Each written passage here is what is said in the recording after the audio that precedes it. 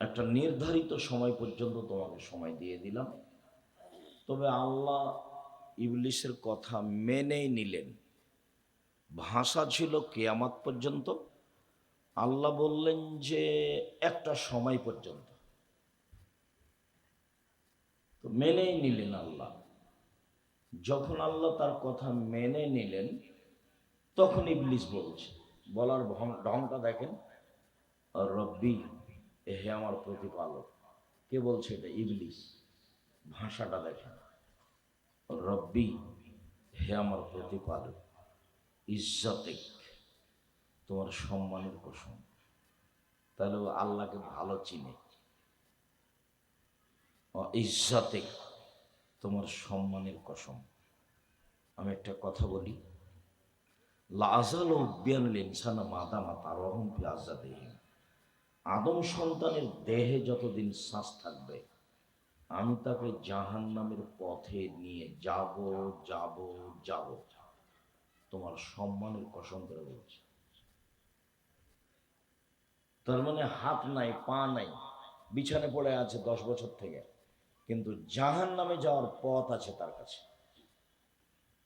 এ বললো খুব খারাপ, বা ওকে ভোট দিও না, ওকে ভোট দাও, একটা কিছু বলল। তখন আল্লাহ বলছেন, ইবলিস, ও ইজ্জাতি ওয়া জালালি ও ইরতেফাই মাকানি, আমার সম্মানের কসম, আমার ইজ্জতের কসম, আমার মর্যাদার কসম, আমার উচ্চতার কসম, লাগফিরান্না লাহুম মাস্তাগফারুনি, ও আমাকে যতবার ক্ষমা চাইবে, ও আমার কাছে যতবার ক্ষমা চাইবে, ততবার আমি ক্ষমা করে দেব। আদম সন্তান আমার কাছে যতবার ক্ষমা চাইবে, ততবার ক্ষমা করে দেব। আর একটু বলি, আনাস রাদিয়াল্লাহু তাআলা আনহু বলেন, একদা আল্লাহ রাসূল বললেন, জব নাদম মা দাওয়াতানি ও রাজাউতানি গাফারতু লাকা ওয়ালা উবালি। আদমের ছেলে মেয়ে শোনো, আল্লাহ বলছে, তোমরা যেভাবে ডাকো আমি সেভাবে থাকি, তোমরা যেভাবে শোনো বলো আমি সেভাবে শুনি, তোমরা যেভাবে ডাকো আমি সেভাবে থাকি, তোমরা যেভাবে বলো আমি সেভাবে শুনি।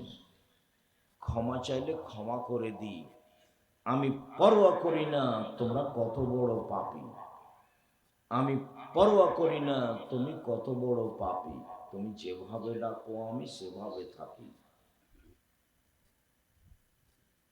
আদম সন্তান শোনো, লাউ বালাগাত জুনুবুকা আনানাস সামায়ে, তোমার পাপ বেশি হতে হতে হতে যদি আকাশে লেগে যায়, এরপরে যদি তুমি আমার কাছে ক্ষমা চাও, গাফারতু লাকা ওয়ালা উবালি, আমি তোমাকে ক্ষমা করে দেবো, আমি পরোয়া করি না তুমি কত বড় পাপী, আমি পরোয়া করি না তুমি কত বড় পাপী, তুমি যেভাবে থাকো, তুমি যেভাবে ডাকো আমি সেভাবে থাকি, তুমি যেভাবে ডাকো আমি সেভাবে থাকি, আমি পরোয়া করি না তুমি কত বড় পাপী। বিচারের মাঠে আবার আল্লাহ আসবেন সব আদম সন্তানের সামনে, এসে বলবেন, জব নাম দম লাআতি তো কবে কোরাবিলার চেয়ে মাগফিরাতান, তুমি যে পরিমাণ পাপ নিয়ে উপস্থিত হয়েছ, আমি সে পরিমাণ ক্ষমা নিয়ে উপস্থিত হয়েছি। বিচারের মাঠে তোমাদের পাপ আকাশ জমিন পরিপূর্ণ। শোনো, তোমার পাপ যত আমার ক্ষমা তত, তোমার পাপ যত আমার ক্ষমা তত, তোমার যে পরিমাণ পাপ আমার সেই পরিমাণ ক্ষমা, তোমার যে পরিমাণ পাপ আমার সেই পরিমাণ ক্ষমা, যদি শিরক না করে থাকো। এইটা কথা বিচারের মাঠে বলবেন, দুনিয়াতে এই কথা বললেন না।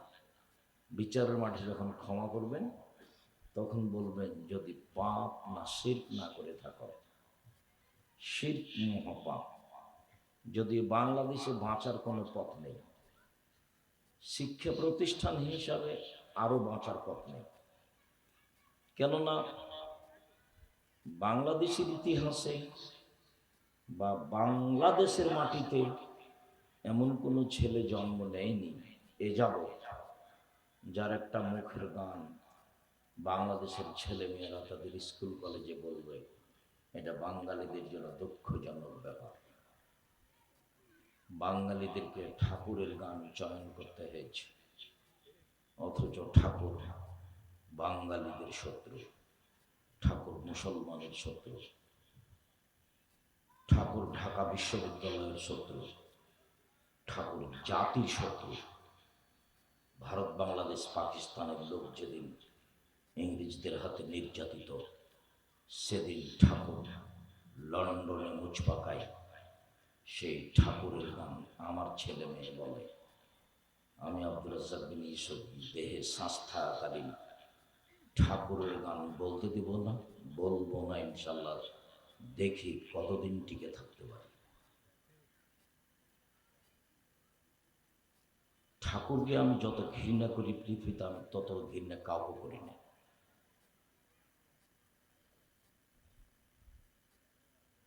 ঠাকুর যতবার বলেছে ও কালিমা তোমার আকাশ, ও কালিমা তোমার বাতাস। কালিমার আকাশ বাতাস নয়। আমাকে ভুল বুঝাবেন না, আপনার বিদ্যাকে আমি কবর দিতে এসেছি। 90 সাল থেকে আপনার বিদ্যাকে আমি আমার পায়ের নিচে রেখেছি, আপনি মনে কিছু নেবেন না। সম্মানিত দিনী ভাই বোন, আপনার রাগ করার কিছু নেই। বাঙালি মানুষ আপনি, আপনার রাগ করার কি আছে? আপনার জীবনটাই শিরকের সাথে জড়া। আমি তো দিবস পালন করলে মক্কা বিজয়ের দিন করতাম। আমি মুসলিম, আমি যদি কোনো দিবস পালন করতাম তো কোন দিন করতাম? আমি মক্কা বিজয়ের দিন করতাম। আমার মুসলমান হিসাবে দিবস পালনের দিন মক্কা বিজয়ের চেয়ে আমার কাছে কোনো দিন পছন্দনীয় নয়। সাথে সাথে আমি যদি শহীদ মিনার তৈরি করতাম, কার করতাম? হামজার করতাম। আল্লাহ রাসূল বলছেন সাইয়্যিদুশ শুহাদায়ে হামজা ইবনে আব্দুল মুত্তালিব, শহীদদের সর্দার হামজা ইবনে আব্দুল মুত্তালিব। পৃথিবীতে যত শহীদ হয়েছে, যত শহীদ হচ্ছে, কিয়ামত পর্যন্ত যত শহীদ হবে, সবার সর্দার কে? হামজা রাদিয়াল্লাহু তাআলা আনহু। যেহেতু আমি তার করি না, কিয়ামত পর্যন্ত কারোর জন্য করব না, দেহে শ্বাস থাকাকালীন করব না ইনশাআল্লাহ। বিচারের মাঠে আল্লাহ বলবেন, আদম সন্তান, তোমার পাপ যত আমার ক্ষমা তত, তোমার পাপ যত আমার ক্ষমা তত, তোমার যেই পরিমাণ পাপ আমার সেই পরিমাণ ক্ষমা, তোমার যেই পরিমাণ পাপ আমার সেই পরিমাণ ক্ষমা, যদি শিরক না থাকে। প্রত্যেক দিন আল্লাহ তাআলা আকাশ থেকে নেমে আসেন রাতের 3 ভাগের 2 ভাগ পার হওয়ার পরে। প্রত্যেক রাতে পৃথিবীতে যখন যেখানে রাতের 3 ভাগের 2 ভাগ পার হয়, তখন তিনি আকাশ থেকে নেমে আসেন পৃথিবীর সব মাটিতে। প্রথম আকাশে নেমে এসে তিনি বলেন, তোমরা কিছু চাও কি? চাও, চাইলে দিবে। তোমরা কিছু আমাকে বলো কি? বলো, শুনব। তোমরা আমার কাছে ক্ষমা চাও কি? চাও, ক্ষমা করে দেব। মিয়াদুনি ফাস্তাজিব লাহু, যে আমাকে ডাকে আমি তার ডাকে সাড়া দিব। মায়া সলনে ফাউতিয়াহু, যে চাই যা চায় তাকে তাই দিয়ে দেব। মায়াস্তাক ফেরনি ফাগ ফেরালাহু, যে আমার কাছে ক্ষমা ভিক্ষা চায় তাকে আমি ক্ষমা করে দেব। ফজর পর্যন্ত বলতে থাকেন। আমি তখন ঘুমিয়ে, আপনি তখন ঘুমিয়ে। এটা মানাই না। মুখখান চুপটি করে থাকেন কেন? কিছু বলেন না কেন? মাল্লাম ইয়াসালিল্লাহ ইয়াগযাব আলাইহি, যে ওর কাছে চায় না তার উপরে ও অসন্তুষ্ট হয়, আর যে চাই তার উপরে খুশি হয়। ঠিক বলেছ, আমি তো দিতে পারি, বলো আরো বলো, আমি তো দিতে পারি। চাইলে খুশি হয়, না চাইলে বেজার হয়, তার নাম আল্লাহ। তো আল্লাহর সাথে জড়িত পাপ ক্ষমা নেওয়া সহজ, মানুষের সাথে জড়িত পাপ ক্ষমা নেওয়া সহজ নয়। যেমন জেনা মহাপাপ, মহাপাপ। রাসূল সাল্লাল্লাহু আলাইহি সাল্লাম বলছেন, অবিবাহিত ছেলে মেয়ে যদি জেনায় লিপ্ত হয় তাহলে তাকে 100 লাঠি পিটিয়ে এলাকা থেকে 1 বছরের জন্য তাড়িয়ে দিতে হবে। তিনি বলেন, আস-সাইবু বিস-সাইবার রাজম, বিবাহিত ছেলে মেয়ে যদি জেনায় লিপ্ত হয় তাহলে তাকে ইট ঢেল পাথর দিয়ে মেরে মেরে মেরে ফেলতে হবে। বিবাহ করার পরে জেনায় লিপ্ত হলে তার বেঁচে থাকার কোনো পথ নেই।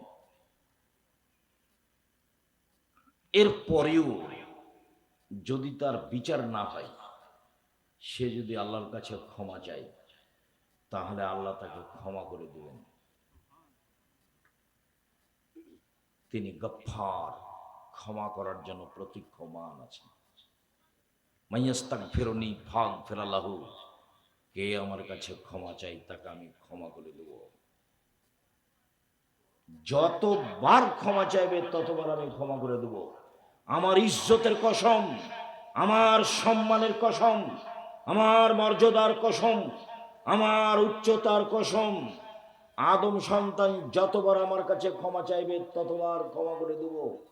পাপ যত বড়ই হোক না কেন আমি পরোয়া করি না। আর যদি মানুষের সাথে জড়িত পাপ হয়, দোকানে বসে আড্ডা পিটছেন আর বলছেন অমুক ব্যক্তি খারাপ, বললেন খারাপ, এখন ক্ষমা নেন দেখি, চলে যান এবছর উমরাই দিয়ে আর আসিয়েন না। কিয়ামত পর্যন্ত কাবা ঘরে গিলাপ ধরে বলতে থাকেন যে আল্লাহ আমি অমুকের বদনাম করেছি, ক্ষমা করে দাও। আপনার মরা পর্যন্ত ক্ষমা চাইতে চাইতে যদি কোনোদিন ক্ষমা হয়ে যায় তাহলে ইসলাম ধর্ম মিথ্যা, ইসলাম ধর্ম সত্য নয়। আপনি মানুষের বদনাম করেছেন, আল্লাহর কাছে কান্নাকাটি করে ক্ষমা হবে না, এটাই চূড়ান্ত। কোথায় ক্ষমা আছে? যার বদনাম করেছেন সেখানে ক্ষমা চান। এই ছেলে, ওই যে পিছন দিকে কথা বলছে তুমি শুনতে পাও না? তোমরা যারা দায়িত্ব পালন করছো তারা কি করছো? ওই যে পিছনে গল্প করছে, তার তো হিসাব নেই। গত বছর আসা যায়নি সেজন্য মন্তব্যের শেষ ছিল না। আজকে উপস্থিত হয়েছি, ঠিকই নিজ নিজ স্থানে গল্প করছে। আপনার গল্প শুনতে এসেছি আমি? আপনাকে আমি ধর্তব্যে রাখি কোনো দিন? না, ভুল হিসাব আপনার। আপনি আমাকে গল্প দেখাচ্ছেন কেন? আপনাকে তো আমি সম্মান করতে চাই, আপনি নিজেকে পশু প্রাণীর মতো দেখাচ্ছেন কেন? বুঝেও বুঝে না ওরা, অন্তর আছে বুঝে না, দেখেও দেখে না ওরা, চক্ষু আছে দেখে না, শোনেও শোনে না ওরা, কান আছে শোনে না। উলায়েকা কাল আনাম, তারা পশু প্রাণীর মতো, তারা গরু ছাগলের মতো, তারা কুকুর শ্রেণীর মতো, বালু মাজাল বরং তার চেয়ে খারাপ। কি বুঝাতে চান আপনি? এই কথা তো আমি বলিনি। জাতির যদি রাস্তাঘাট করে দিতে না পারি, জাতির যদি স্কুল কলেজ করে দিতে না পারি, জাতিকে চূড়ান্ত সঠিক ধর্ম দিতে পারবো ইনশাল্লাহ। ধর্মের ব্যাপারে জাতিকে ফাঁকি দিয়ে পরকাল হারাতে রাজি নই, এই হিসাব কোনোদিন করি না। আপনাকে রূপক কিছু শোনাতে হবে এটা আমার কোনোদিন প্রয়োজন হয়নি, আর আপনাকে হিসাব করে আমাকে দুটা কথা বলতে হবে এরকম প্রয়োজন আমার জীবনে কোনোদিন হয়নি। 90 সাল থেকে মাঠে আছি, 90 সালে যেভাবে ছিলাম আজও ওইভাবেই আছে আলহামদুলিল্লাহ।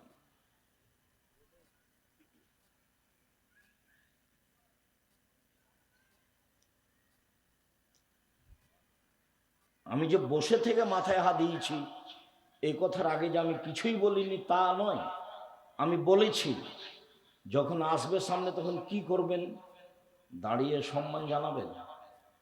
তা হাসি দিয়ে উত্তর দিয়েছে, মুখে বলেনি। তখন আমি বলেছি, অল্প দিন বাঁচতে এসব পরকাল হারাতে রাজি নয়, যা হবে হবে। অল্প দিন বাঁচতে এসব পরকাল হারাতে রাজি নয়। মরাতে একদিন লাগবে, আজ হোক আর কাল হোক, সেই প্রস্তুতি নিয়েই থাকতে হবে। যেহেতু মরাই লাগবে, শ্বাস বন্ধ হইলে দাপট শেষ। 17 বছরের ক্ষমতা তো আপনি দেখলেন 45 মিনিট। 17 বছরের ক্ষমতার সময় কতটুকু? 45 মিনিট।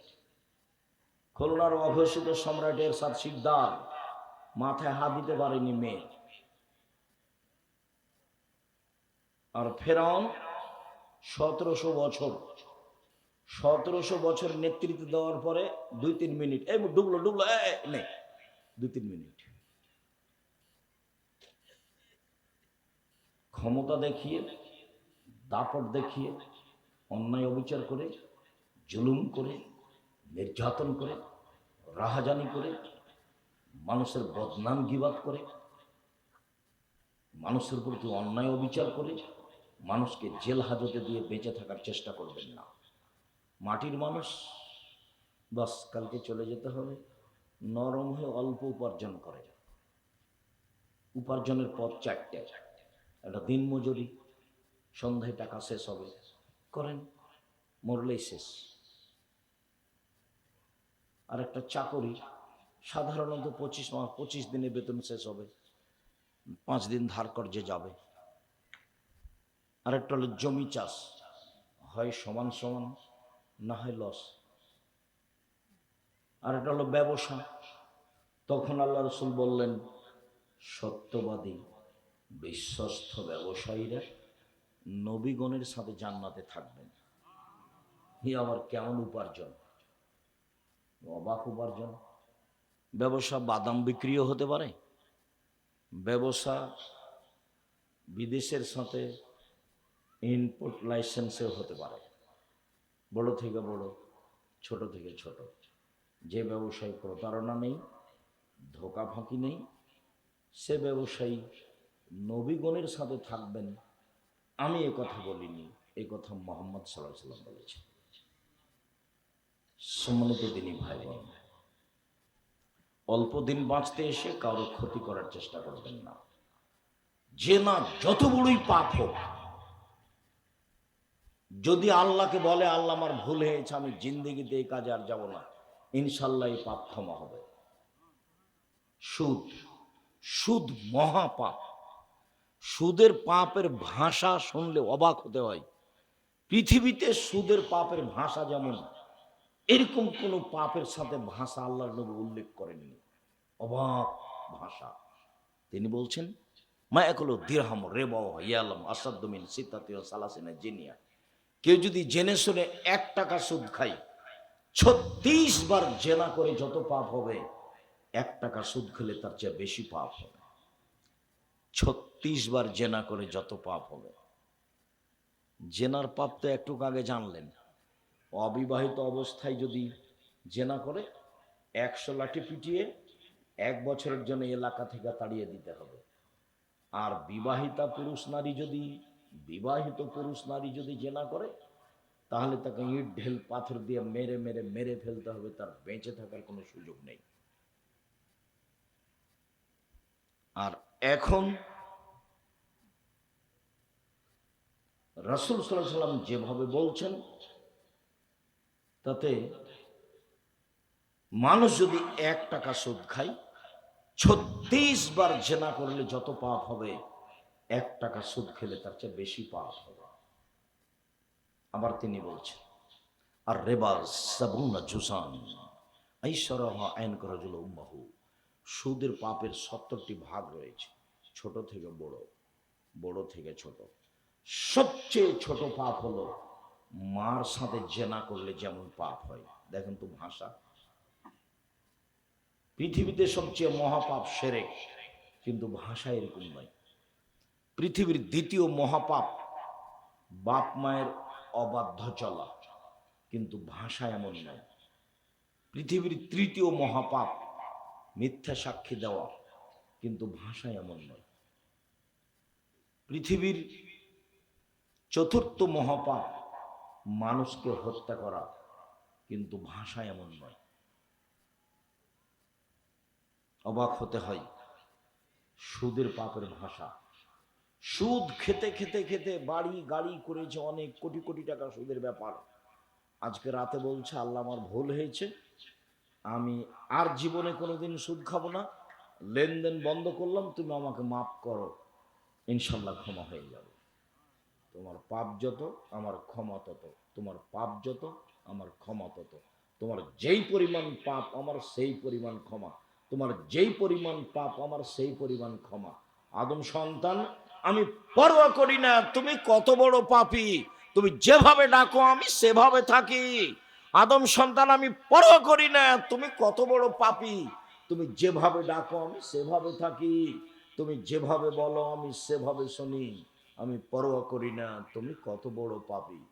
আমার সম্মানের কসম, আমার ইজ্জতের কসম, আমার মর্যাদার কসম, আমার উচ্চতার কসম, আদম সন্তান ক্ষমা চাইলেই আমি ক্ষমা করে দেব। আস্তাগফিরুল্লাহ ওয়া আতুবু ইলাইহি, আস্তাগফিরুল্লাহ আল্লাযী লা ইলাহা ইল্লা হুয়াল হাইয়ুল কাইয়্যুম ওয়া আতুবু ইলাইহি, রব্বিগফিরলি ওয়া তুব আলাইয়া ইন্নাকা আনতাত তাওয়াবুল গফুর। আল্লাহুম্মা আনতা রাব্বি লা ইলাহা ইল্লা আনতা খালাকতানি ওয়া আনা আবদুকা ওয়া আনা আলা আহদিকা ওয়া ওয়াদিকা মাসতাতাতু আউযু বিকা মিন শাররি মা সানাতু আবু লাকা বিনি'মাতিকা আলাইয়া ওয়া আবু বিযামবি ফাগফিরলি ফাইন্নাহু লা ইয়াগফিরুয যুনুবা ইল্লা আনতা। আল্লাহ রাসূল বলছেন, এটা হলো ক্ষমা চাওয়ার সর্দার। আল্লাহ রাসূলের মুখের ভাষা। বুখারী মুসলিম। সাইয়্যিদুল ইস্তিগফার, ক্ষমা চাওয়ার সর্দার। যত মাধ্যম আছে ক্ষমা চাওয়ার, তার বড় সবচেয়ে বড় মাধ্যম কোনটা? আল্লাহুম্মা আনতা রাব্বি লা ইলাহা ইল্লা আনতা খালাকতানি, সাইয়্যিদুল ইস্তিগফার। আরবি শব্দ সাইয়্যিদুল ইস্তিগফার, ক্ষমা চাওয়ার সর্দার। আপনি মানুষের বদনাম করেছেন, গীবাত করেছেন, চুগলখড়ি করেছেন, এর কথা ওখানে বলেন, ওর কথা এখানে বলেন, এই পাপ ক্ষমা চানা জীবন ক্ষমা হবে না। মহান আল্লাহ বলেন, ওয়াইলুল লিকুল্লি হুমাযাতিল লুমাযা, সামনে বদনাম করে যারা, পিছনে বদনাম করে যারা, ওয়াইল নামক জাহান্নামে যাবে তারা। বদনাম করে যারা সুনিশ্চিত ধ্বংস হবে তারা, জাহান্নামে যাবে তারা। জুবাইর ইবনে মুতাইম রাদিয়াল্লাহু তাআলা আনহু বলেন, রাসূল সাল্লাল্লাহু আলাইহি ওয়াসাল্লাম বলেছেন, লা ইয়াদখুলুল জান্নাতা কাত্তাত ওয়া ফি রিওয়ায়াতিন নাম্মাম, গীবাত করে যারা তারা জান্নাতে প্রবেশ করবে না। যারা চগলখড়ি করে, এখানকার কথা ওখানে লাগাই, ওখানকার কথা এখানে লাগাই, সমাজ নষ্ট করে যারা, এরা জান্নাতে যাবে না। বুখারী মুসলিম।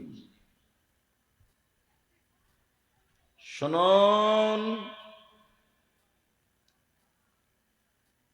সাহল ইবনে সাদ রাদিয়াল্লাহু তাআলা আনহু বলেন, রাসূল সাল্লাল্লাহু আলাইহি ওয়াসাল্লাম বলেছেন, মাইয়াজমাল্লি মা বাইনা লাহিয়াইহি ওয়া মা বাইনা রিজলাইহি আজমালাহুল জান্নাহ। পৃথিবীর মানুষ, তোমরা দুইটি জিম্মেদারি গ্রহণ করো, আমি তোমাদেরকে জান্নাতে নিয়ে যাওয়ার জন্য জিম্মেদারি নিলাম। কিভাবে জান্নাতে নিয়ে যাব সেটা আমার ব্যাপার, তবে তোমরা দুইটা জিনিসের জিম্মেদারি গ্রহণ করো। এক, মুখে বদনাম করো না, মুখে গীবাত করো না। দুই, জেনায় লিপ্ত হয়েও না। বিচারের মাঠে আমি বাকিটুকু দেখে নেব কিভাবে জান্নাতে নিয়ে যাওয়া লাগবে। বুখারী মুসলিম।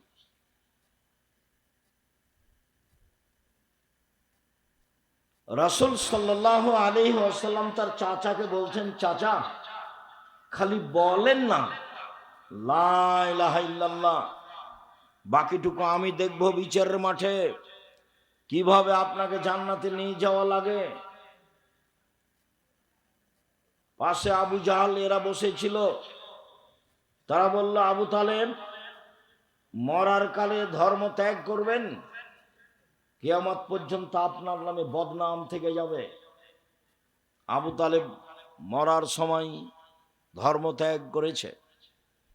আবু তালেব শেষ পর্যন্ত বলল, ভাতিজা আমি তোমার কথা গ্রহণ করতে পারলাম না।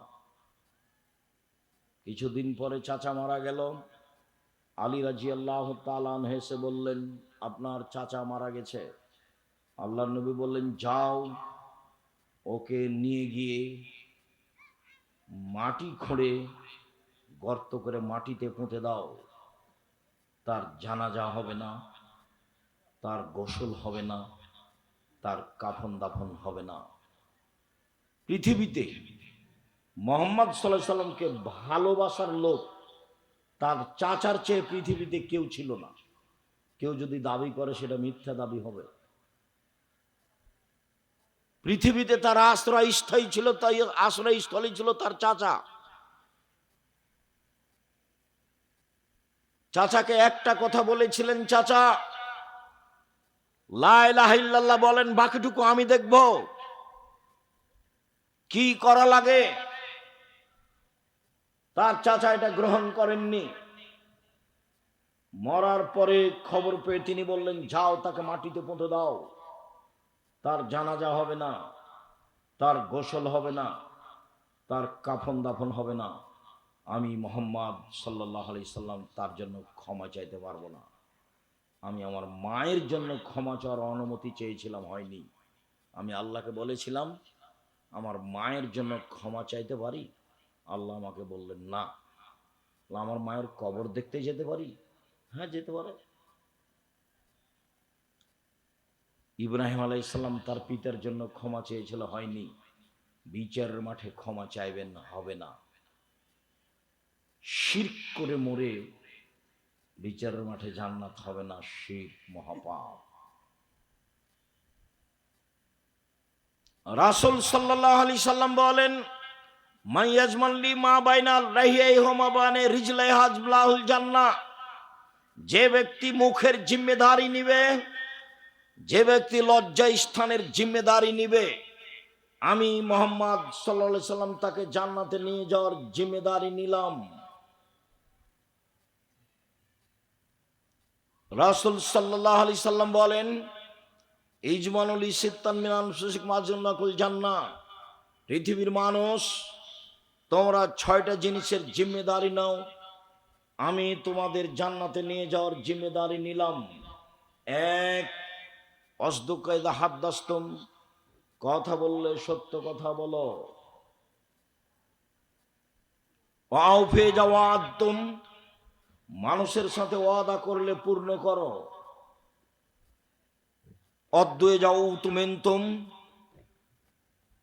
আমানত রাখা হলে তা দিয়ে দাও, আত্মসাৎ করো না।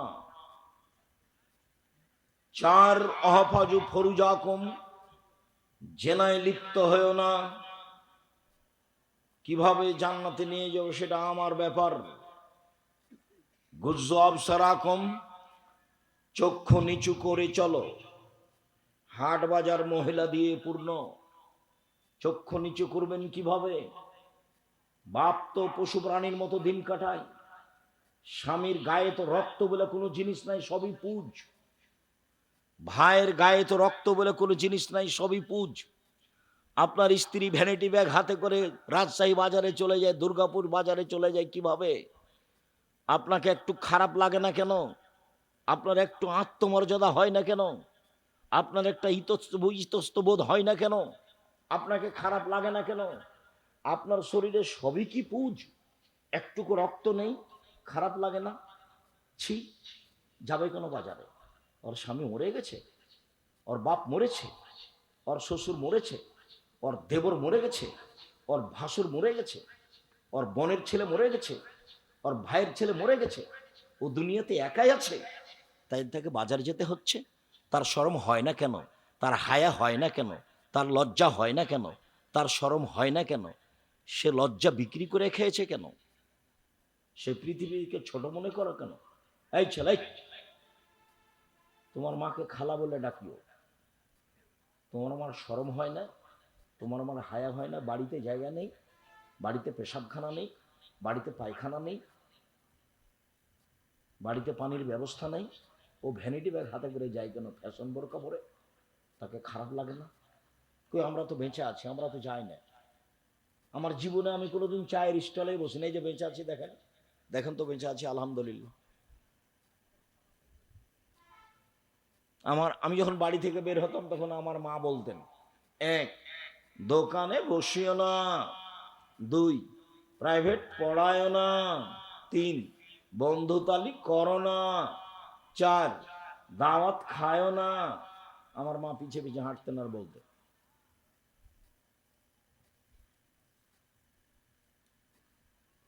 তো দোকানে বসি না। আর এখন তো দোকানে বসা খুবই কঠিন। ল্যাংটা মেয়ে নাচে, ওখানে 3 জন 4 জন বসে থাকে, যে যা দেখেন ওখানে বসে আছে। বুঝেও বুঝে না ওরা, অন্তর আছে বুঝে না, বোঝা দরকার। দেখেও দেখে না ওরা, চক্ষু আছে দেখে না, দেখা দরকার। শোনেও শোনে না ওরা, কান আছে শোনে না, শোনা দরকার।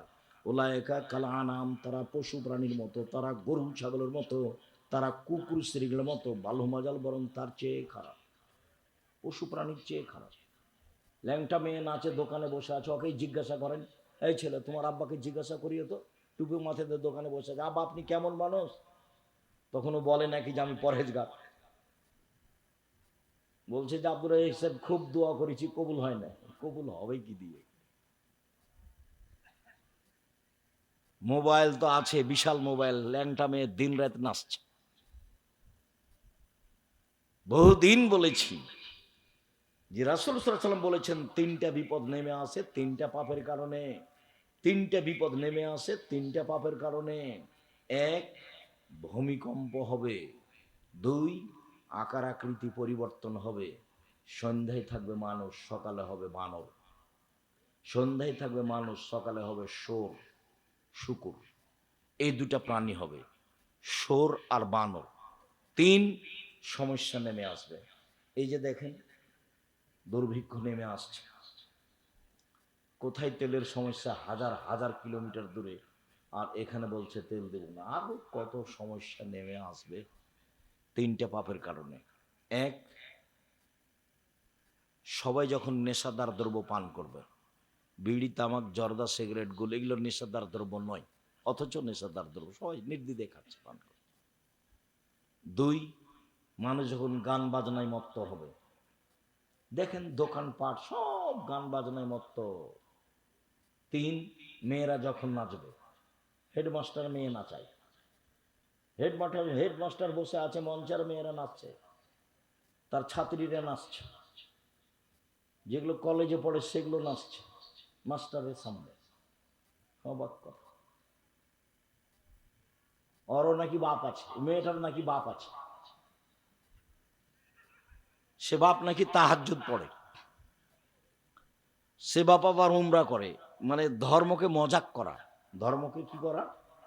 মজাক করা। 3 চিল্লায় চলে গেছে বাপ, আর মেয়ে ঢাকা বিশ্ববিদ্যালয়ে প্রেম করে, আর বাপ তাসবিহ টিপি লন্ডনে। ধর্ম তো পাগল নয়। 3 শ্রেণীর মানুষ জাহান্নামে যাবেই। তার 1 শ্রেণীর মানুষ দায়ুস, যেসব বাপ বাড়িতে বেহায়ার সুযোগ দিয়েছে, সেই বাপ জাহান্নামে যাবে, তাহাজ্জুদ পড়লেও যাবে, হজ করলেও যাবে।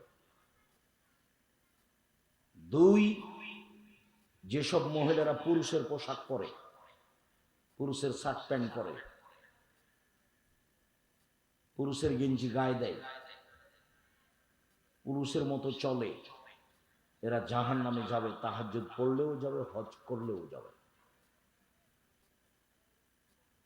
তিন, নিয়মিত যারা বিড়ি তামাক জর্দা সিগারেট গুল নেশাদার দ্রব্য খায়, তারা জাহান্নামে যাবে, হজ করলেও যাবে, তাহাজ্জুদ পড়লেও যাবে।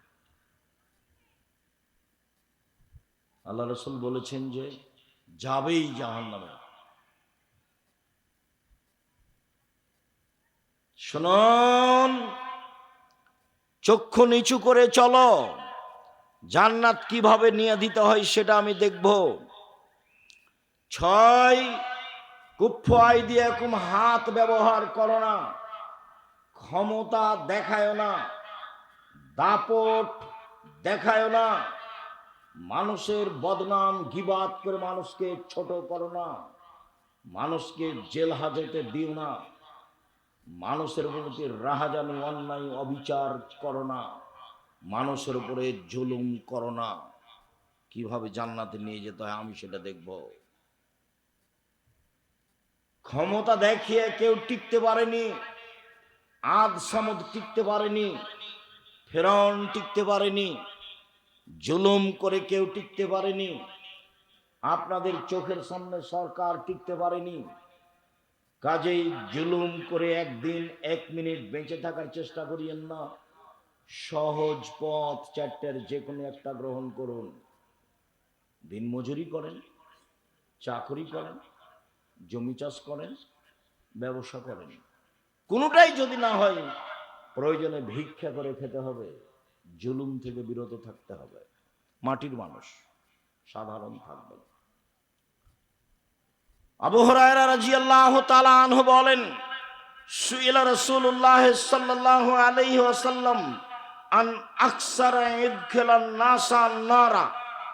আল্লাহ রাসূলকে জিজ্ঞাসা করা হলো, আল্লাহ রাসূল, কি কারণে মানুষ বেশি বেশি জাহান্নামে যায়? জাহান্নামে যাওয়ার কারণ কি, এইটা জিজ্ঞাসা। তখন তিনি উত্তরে বললেন, শোনো, আল ফারজ ওয়াল ফাম, মুখ আর লজ্জা স্থানের কারণে মানুষ বেশি বেশি জাহান্নামে যাবে। মুখ আর লজ্জা স্থান। কই এখানে সালাত আদায় করলো না, এই কথা তো আসলো না। তাহাজ্জুদ পড়লো না, এই কথা তো আসলো না। হজ করলো না, এই কথা তো আসলো না। জিজ্ঞাসা করা হলো মানুষের বেশি জাহান্নামে যাওয়ার কারণ কি? তখন আল্লাহ রাসূল বললেন যে মুখ আর লজ্জা স্থান। মুখে কি করে? সাধারণ মুখ বেখিয়াল, দোকানে বসে আছে, এমনিতেই বলে যাচ্ছে এর ওর কথা, এমন বলেছে, খালি একটু বলেছে, সবাই বলছে যে লোকটা খুব খারাপ, আপনিও দোকানে গিয়ে বলছেন যে ঠিক বলেছেন, ও আসলেই খারাপ। এখন তো আর আপনি জান্নাত যেতে পারবেন না। পুরো জীবনের নেকি যদি এক পাল্লায় দেওয়া হয় আর এইটা যদি এক পাল্লায় দেওয়া হয় তাহলে এইটা ভারী হবে। 1 মিনিট। আয়েশা রাদিয়াল্লাহু তাআলা আনহা বলেন, কুলতু লিন নবী সাল্লাল্লাহু আলাইহি সাল্লাম লিসাফিয়া কাযা ওয়া কাযা। আমি বললাম, আপনি সাফিয়ার তো প্রশংসা করেন কেন? সাফিয়া খুব সুন্দরী, বুদ্ধিমতী, এত প্রশংসা করেন কেন? আরে সাফিয়া তো একজন খাটো মহিলা। খাটোটা একটা দোষ। আজও মানুষ খাটো মহিলাকে বিবাহ করতে চায় না। খালি জিজ্ঞাসা করে কত ফুট লম্বা, 5.5 ফুট, 6.5 ফুট, 5 ফুট। মানে বিবাহ করলে একটা আছে। আল্লাহ রসুল এটা বলেননি। আল্লাহ রসুল বলেছেন, তুনকাহুল মারাতলে আর বাইন, পৃথিবীর মানুষ শুনে রেখো, 4টে জিনিস দেখে মেয়েদের বিবাহ করা হয়। আমি সেই 4টার কথা বলিনি। 1, লেমা লেহা, মেয়েটা ধনী কিনা সবাই দেখতে চায়, তার টাকা পয়সা আছে কিনা। 2, অলে হাসাবে হাসে, বংশীয় কিনা, তার বাচ্চা চারা বিত্তশালী চাকরিজীবী ব্যবসায়ী কিনা। 3, অলে জামালেহা, মেয়েটা সুন্দরী কিনা। সবাই সুন্দরী খুঁজে। আল্লাহ বলছেন, মা তাবালাকুম, তোমাকে যাকে ভালো লাগে। দেখুন, আল্লাহ বলছেন তোমাকে যাকে ভালো লাগে তাকে বিবাহ করো। 2টা 2টা করো, 3টা 3টা করো, 4টা 4টা করো। এর অর্থে এই নয় যে শ্যামা কালো মেয়েটা বাদ পড়ে থাকে, যেটা আপনি মনে করিয়েন না। আপনিও ঘুরতে ঘুরতে ঘুরতে ঘুরতে একটা শ্যামা মেয়ে পছন্দ হয়ে যাবে। আপনি বলবেন, আম্মা ওই মেয়েটা একটু রং শ্যামা হলেও খুব ভালো, ওকে আমাকে খুব ভালো লেগেছে চালচল। হ্যাঁ আব্বা, হ্যাঁ আব্বু, সেটি আমাকে ভালো লাগছে, চলো যাই সেখানে আগে যাই। যাক, কথা করে দাও, দেখেন বিবাহ হয়ে গেল। তো আল্লাহ তাকদিরে লিখে রেখেছে, তাকদিরকে বিশ্বাস করে আগাতে হবে। ফাসফার বেজাতে দিন, আমি তোমাদেরকে বলছি তোমরা ধার্মিক মেয়েকে বিবাহ করো। ভ্যানিটি ব্যাগ ঘাড়ে করে চলে যাচ্ছে বাজারে, একে ঘৃণা করো। নগ্ন পোশাক পরে চলে, একে ঘৃণা করো। ওকে বিবাহ করবা কেন? দেশ মেরে খেয়েছো, দুনিয়া মেরে খেয়েছো, দেখো পরহেজগার মেয়ে আছে। ও কথা আল্লাহ রসুল না করে দিলেন। আল্লাহ রসুল বলেন, পৃথিবীর মানুষ শোনো, চারটা জিনিস দেখে পুরুষেরা বিবাহ করে, যুবকেরা। এক, অর্থ সম্পদ। দুই, বংশ। তিন, সুন্দরতা। চার, পরহেজগারিতা। আমি মোহাম্মদ সাল্লাল্লাহু আলাইহি সাল্লাম বলছি, পরহেজগার মেয়েকে বিবাহ করো। আল্লাহ রসুলের আদেশ পালন করেন, সংসার সুন্দর হয়ে যাবে। আর যে বউ নিয়ে এসেছেন ও তো হস্তিনী, সংসার ভালো হবে না তো। ও বাজারে যাবে কেন? ও তো হস্তিনী, বাজারে যাবে কেন? ওর বাজারে যাওয়ার স্বাদ কেন? ও কোন শাড়ি কিনবে ও হাত লাগিয়ে দেখবে কেন? যা নিয়ে এসেছেন তাতেই খুশি। যতদিন পর্যন্ত আপনার স্ত্রী সংসারে এভাবে কথা বলতে না শিখবে, দেখেন কোন ভাবে, এইভাবে, আপনি যাতে খুশি আমি তাতে খুশি। চিকন কাপড়ে আপনি খুশি তো আমিও খুশি, মোটা কাপড়ে আপনি খুশি তো আমিও খুশি, লবণ ভাতে আপনি আনন্দিত আমিও আনন্দিত। আমার পক্ষ থেকে কোনো প্রকার অভিমান থাকিবে না, আমার পক্ষ থেকে কোনো প্রকার প্রতিবাদ থাকিবে না, আমার পক্ষ থেকে কোনো প্রকার অভিযোগ থাকিবে না। আমি অভিমান নিয়ে আপনার সাথে সংসার করতে চাই না। যাতে আপনি খুশি আমিও তাতে খুশি। তাহলে শয়তান চুপটি লেগে চলে যাবে। আর যদি ওর কাছে অভিমান থাকে, অভিযোগ থাকে, টিকতে পারবেন না। রাসূল সাল্লাল্লাহু আলাইহি ওয়াসাল্লাম বলেন, পৃথিবীর মানুষ, লা তুজুল মুসলিমিনা, মুসলমানদেরকে পরস্পরে কষ্ট দিও না। ওয়ালা তুয়াইরুহুম, ওদের নিন্দা করো না। ওয়ালা তাত্তাবিউ আওরাতিহিম, তোমরা মানুষের বদনাম গীবাত পিছনে পড়ো না। এরপর আল্লাহ রাসূল বলছেন, ইন্নাহু মান ইয়াত্তাবিউ আওরাতা আখিহাল মুসলিম, কেউ যদি তার মুসলিম ভাইয়ের বোনের বদনাম করে, ইয়াত্তাবিউল্লাহু তাআলা আওরাতাহু, তাহলে আল্লাহ তার পিছনে পড়ে যাবেন, আল্লাহ তার বদনাম করেই ছাড়বেন। ওমাই ইয়াত্তাবিউল্লাহু আওরাতাহু ইয়াফজাহু ওয়ালাউ কানা ফি জাওফির আহলিহি, আর যদিও মানুষের বদনাম করে, আল্লাহ যদি তার পিছনে লেগে যায়, তাহলে তাকে আল্লাহ অপমান করেই ছাড়বেন, সে তার বাহনের ভিতরে লুকিয়ে গেলেও। শেষ বাক্যটি এখনো বুঝাতে পারেনি। আল্লাহর নবী বলছেন, একজন মানুষ আপনার বদনাম করার পরে যদিও তার উটের পেটের ভিতরে ঢুকে যায়, তবু আল্লাহ তাকে উটের পেটের ভিতরে বদনাম, তাকে অপমান করেই ছাড়বেন। কেন? ওর বিরুদ্ধে এখন আল্লাহ চলে গেছেন। তো মানুষ কি মানুষ বদনাম করার পরে উটের পেটের ভিতরে ঢুকবে? বদনাম করার পরে চলে যেতে পারে কোনো দেশে, তো চলে যাক না, পাথরের মধ্যে ঢুকে যাক না। এখন তার বদনাম করার জন্য কে লেগেছে? আল্লাহ লেগেছে। তাকে অপমান করেই ছাড়বে, তার বাঁচার পথ নেই। সম্মানিত দিনী ভাই বোন, আনাস রাদিয়াল্লাহু তাআলা আনহু বলেন, রাসূল সাল্লাল্লাহু আলাইহি ওয়াসাল্লাম বলেছেন, আমাকে একবার মেরাজে উপরে নিয়ে যাওয়া হচ্ছিল, দেখি অনেক মানুষ, তাদের লম্বা লম্বা তামার নখ, একমেশন ওজুহম সুদুরাহম, নখ দিয়ে মুখমণ্ডলকে খামচে তুলে ফেলছে, গোস্ত বুকের উপরে খামচা মেরে গোস্ত তুলে ফেলছে। আমি বললাম, জিবরাইল, এরা কারা? অবাক হয়ে গেলাম। নিজের নখ দিয়ে নিজের মুখের গোশত তুলে ফেলছে, এরা কে? তখন জিবরাইল বললেন, আল্লাযীনা ইয়াকুনা ফি আরাজিন নাস, এরা হচ্ছে ওরা যারা মানুষের বদনাম করতো, তাদের এই অবস্থা। জীবনে মানুষের বদনামে নামিয়েন না। রাসূল সাল্লাল্লাহু আলাইহি ওয়াসাল্লাম বলছেন, মান কানা জাওয়াজাইনে ফিদ দুনিয়া কানা লিসানানে মিন নার ইয়াউমাল কিয়ামা। দুনিয়াতে কারো যদি দুইখান মুখ হয়, দুনিয়াতে কারো যদি দুইটা মুখ হয়, তাহলে বিচার মাঠে তার এক মুখে থাকবে দুইটা আগুনের জিহ্বা। দুনিয়াতে দুইটা মুখ মানুষের হয়, মানুষে বলে আরে ছাড়ো, ধুমোখার কথা ছাড়ো, এটা মানুষে বলে। আল্লাহর নবীও বলছেন যে যার মুখ দুইটা, মানে এখানে এক কথা ওখানে এক কথা, বিচারের মাঠে তার মুখে হবে দুইটা আগুনের জিহ্বা। কেমন হতে পারে পরিবেশ?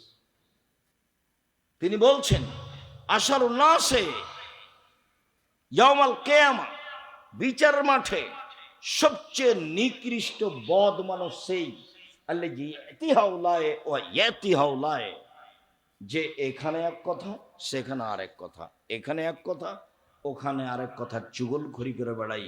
বুখারী মুসলিম। এ হচ্ছে সবচেয়ে বদ খারাপ মানুষ। জরুরি কথা, আবু সাঈদ খুদরি রাদিয়াল্লাহু তাআলা আনহু বলেন, খারাজা রাসূলুল্লাহ সাল্লাল্লাহু আলাইহি ওয়াসাল্লাম ফিতরে নওয়াজিল আল মুসাল্লা। একদা আল্লাহর নবী ঈদুল আজহা এবং ঈদুল ফিতরে আসলেন, ঈদের মাঠে আসলেন। আপনাদের ঈদের মাঠে এভাবে ডাকে নাকি? আসেন আসেন, আর 4 মিনিট আছে, ডাকে এরকম? সাবধান, ডাকে না যেন। আল্লাহ রাসূল বলছেন, লা আযানা ওয়ালা ইকামা ওয়ালা নিদা, আজান নেই, ডাক নেই, একামাত নেই। জি না, আমি কথা শেষ করব তারপরে। আজান নাই, একামাত নেই, ডাক নেই। শুনুন, রাসূল সাল্লাল্লাহু আলাইহি ওয়াসাল্লাম বলেন,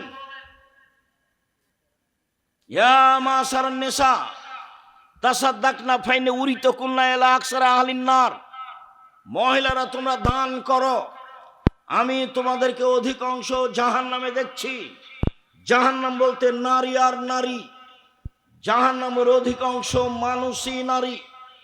জাহান্নাম বলতে নারী আর নারী, জাহান্নামের অধিকাংশ মানুষই নারী।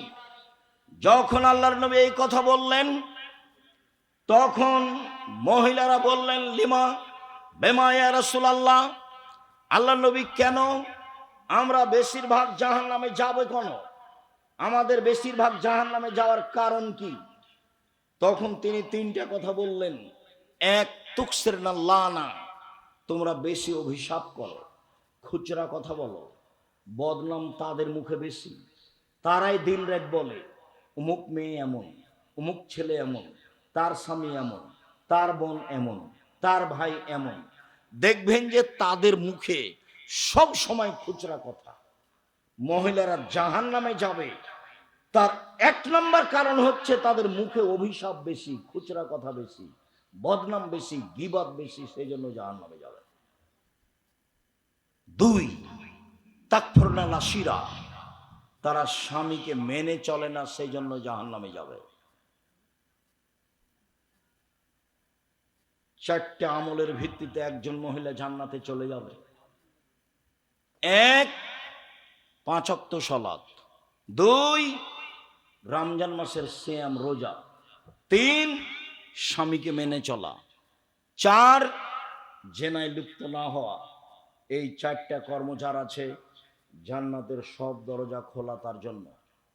একদিকে আল্লাহ রাসূল বললেন তার জন্য জান্নাতের সব দরজা খোলা, আর আরেক দিকে আল্লাহ রাসূল বলছেন জাহান্নাম বলতে নারী আর নারী, জাহান্নামের অধিকাংশ মানুষই নারী। মহিলারা জিজ্ঞাসা করল কেন? তখন তিনি উত্তরে বললেন, 1, তারা অভিশাপ করে, বদনাম গীবাত করে, এই জন্য। 2, তারা স্বামীকে মেনে চলে না, এই জন্য। 3, মা রাআইতু মিন নাকিসাতি আকলিন ওয়া দীনিন আযহাব লিরাব্বিল রাজুলিল হাযিম মিন ইহদাকুন্না। আমি দেখিনি তোমাদের চেয়ে কাউকে ও নারী জাতি, আমি দেখিনি তোমাদের চেয়ে কাউকে ও নারী জাতি, বুদ্ধি কম হওয়ার পরেও, বিবেক কম হওয়ার পরেও বুদ্ধিমানের বুদ্ধিকে নষ্ট করতে পারে। তোমরা এমন জাতি যে বুদ্ধিমানের বুদ্ধিকে নষ্ট করতে পারো। তোমরা এমন জাতি যে বুদ্ধিমানের বুদ্ধিকে নষ্ট করতে পারো। একবার হাসি মুখে কথা বললেই ঈমান অর্ধেক হয়ে যায়। এ কথা আমি বলিনি, এ কথা মুহাম্মদ সাল্লাল্লাহু আলাইহি ওয়াসাল্লাম বলেন, হাদিস বুখারী মুসলিম। এই তিনটে কারণে তারা বেশি জাহান্নামে যাবে। ও মোবাইলে কথাই বলবে না, তার আব্বার মোবাইলে বারবার রিং হচ্ছে।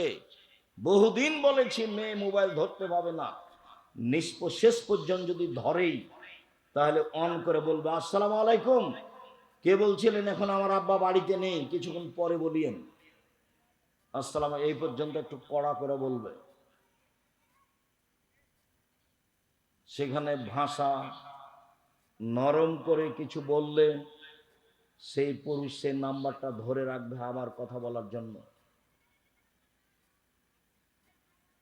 তোমাদের চেয়ে আমি জাতি দেখিনি যে মানুষের ঈমানকে ধ্বংস করতে পারে।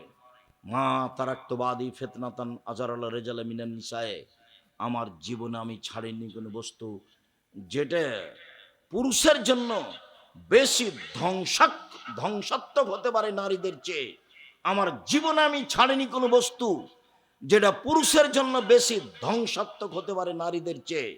আমার জীবনে আমি ছাড়িনি কোনো বস্তু যেটা পুরুষের জন্য বেশি ধ্বংসাত্মক হতে পারে নারীদের চেয়ে।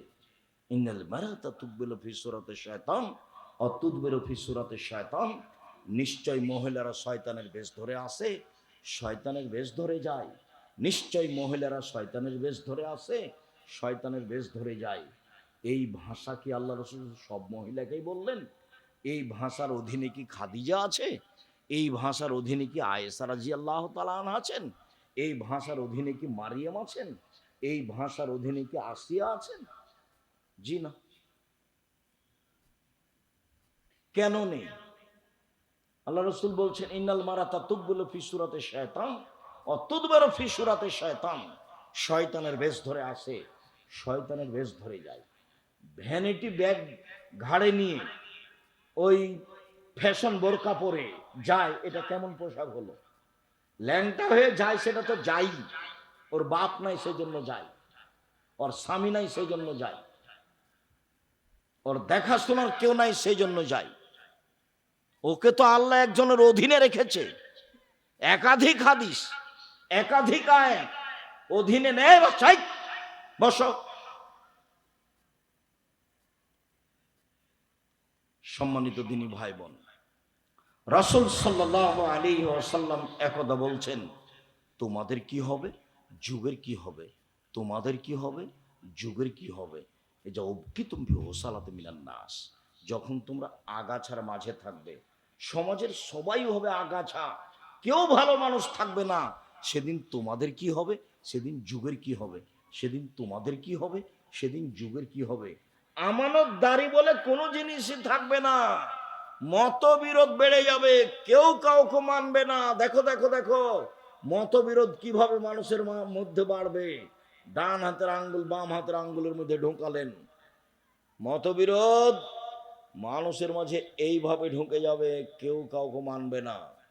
তখন তোমাদের কি হবে, যুগের কি হবে, তোমাদের কি হবে, যুগের কি হবে। বলেন কি হবে, আপনি বলেন কি করতে হবে, আপনি বলেন। তখন বলছেন শোনো, আলজাম লেসানাক, মুখখান বন্ধ রেখো, বাস। পরিস্থিতি যতই জটিল হোক। দুই, আলজেম বাইতাক, বাড়িতে থাকিও, বাড়ি থেকে বের হবে না জরুরি প্রয়োজন ছাড়া। তখন সাহাবীগণ বলছেন আল্লাহর নবী, যে কারণে আমি বাড়িতে আছি, কেউ যদি এসে আমাকে বাড়িতে মারে, কেউ যদি আমার বাড়িতে এসে বদনাম করে, বাড়িতে এসে আমাকে মারে, আমি কি করব? আপনি যে বলছেন যে মুখটা বন্ধ রেখো, বাড়িতে থাকো।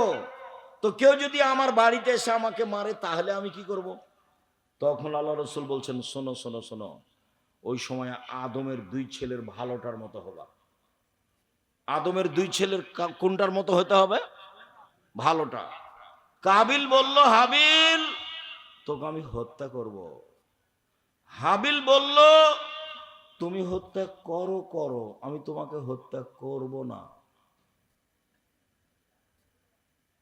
মুখামুখি যাবেন না। দিন যত যাবে মানুষের মেজাজ রক্ত তত গরম, কেউ কাউকে মেনে নিবে না, মতবিরোধ বেড়ে যাবে, ছাড় বলে কোনো জিনিস থাকবে না। অথচ রাসূল সাল্লাল্লাহু আলাইহি ওয়াসাল্লাম, আল্লাহ তাআলা বলছেন তিনটা গুণের ভিত্তিতে মানুষ জান্নাতে যাবে। এক, আল্লাযীনা ইনফিকুনা ফিস সাররাই ওয়াজ যাররাই, সচ্ছল অবস্থায় দান করে যে, অসচ্ছল অবস্থায় দান করে যে, সে জান্নাতে যাবে। দুই, আল কাযিমিনাল গায়জ, রাগকে দমন করতে পারে যে, সে জান্নাতে যাবে। রাগ দিয়ে কোনো কাজ নিতে হবে না। রাগ দেখে বউকে মারতে হবে না। রাগ দেখে বউকে তালাক দিতে হবে না। তালাক শব্দ অত তাড়াতাড়ি মুখ দিয়ে বের করেন কেন? ক্ষমতা দেখা দিয়ে গিয়ে বলছে তোমাকে, তোকে 3 তালাক, 1 তালাক, 2 তালাক, 3 তালাক, 1000 তালাক, কয়েকশো তালাক। তো এটা কিন্তু বুঝতে পারে না কে আমাকে খেপালো। ওই যে সূচনাতে বলেছি, আদমের ছেলে মেয়েকে আমি জাহান্নামে নিয়ে যাব যাব যাব। তো এখন ওর বউকে বলছে, শয়তান বলছে, এই কতদিন থেকে একটা শাড়ি চাচ্ছিস, 2026 সালের রমজান মাসের ঈদে একটা শাড়ি চালি, তাও তো হলো না, সংসার করবি, করিস না, যা। তখন ওর স্বামীকে বলছে, কত তোমাকে বললাম যে একটা শাড়ি কিনো, এ রমজানে কিনো না, তুমি কিনলে না, কথাটা আমার শুনলে না, তোমার সংসার করতে আমার ভালোই লাগে না। তখন বলছে করবি না, যা, তো তালাক দিয়ে দাও। তালাক দিয়ে দিলাম, জানো দিব, দেও না এখনই, দিব, এক্ষুনি দে, এক্ষুনি দে, এক্ষুনি চলে যাবো তোর বাড়ি থেকে, থাকবো না থাকবো না থাকবো না। ওকে কে খেপাচ্ছে বলেন তো?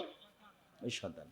এ নিরুপায় হয়ে বলছে, যা, তোকে তালাক দিলাম, তোকে 1 তালাক, 2 তালাক, 3 তালাক, 1000 তালাক দিলাম। যেমন তালাক দেওয়া কথা শেষ, তেমনি শয়তান চলে গেছে। এবার আর ঠান্ডা হয়ে গেছে। ঠান্ডা হয়ে বলছে, ইন্না লিল্লাহি ওয়া ইন্না ইলাইহি রাজিউন। ছেলে মেয়ে 3টে, যে ছেলে মেয়ে কটা আছে? 3টে। তো বলছে তাহলে এখন উপায়? দুইজনই চিন্তা করছে কি করা যায়, বুদ্ধি। বলছে হুজুরকে জিজ্ঞাসা করো। পাশের হুজুর বলেছে যে হিল্লা করতে হবে, হিল্লা, 1 রাতের জন্য বিবাহ দিতে হবে।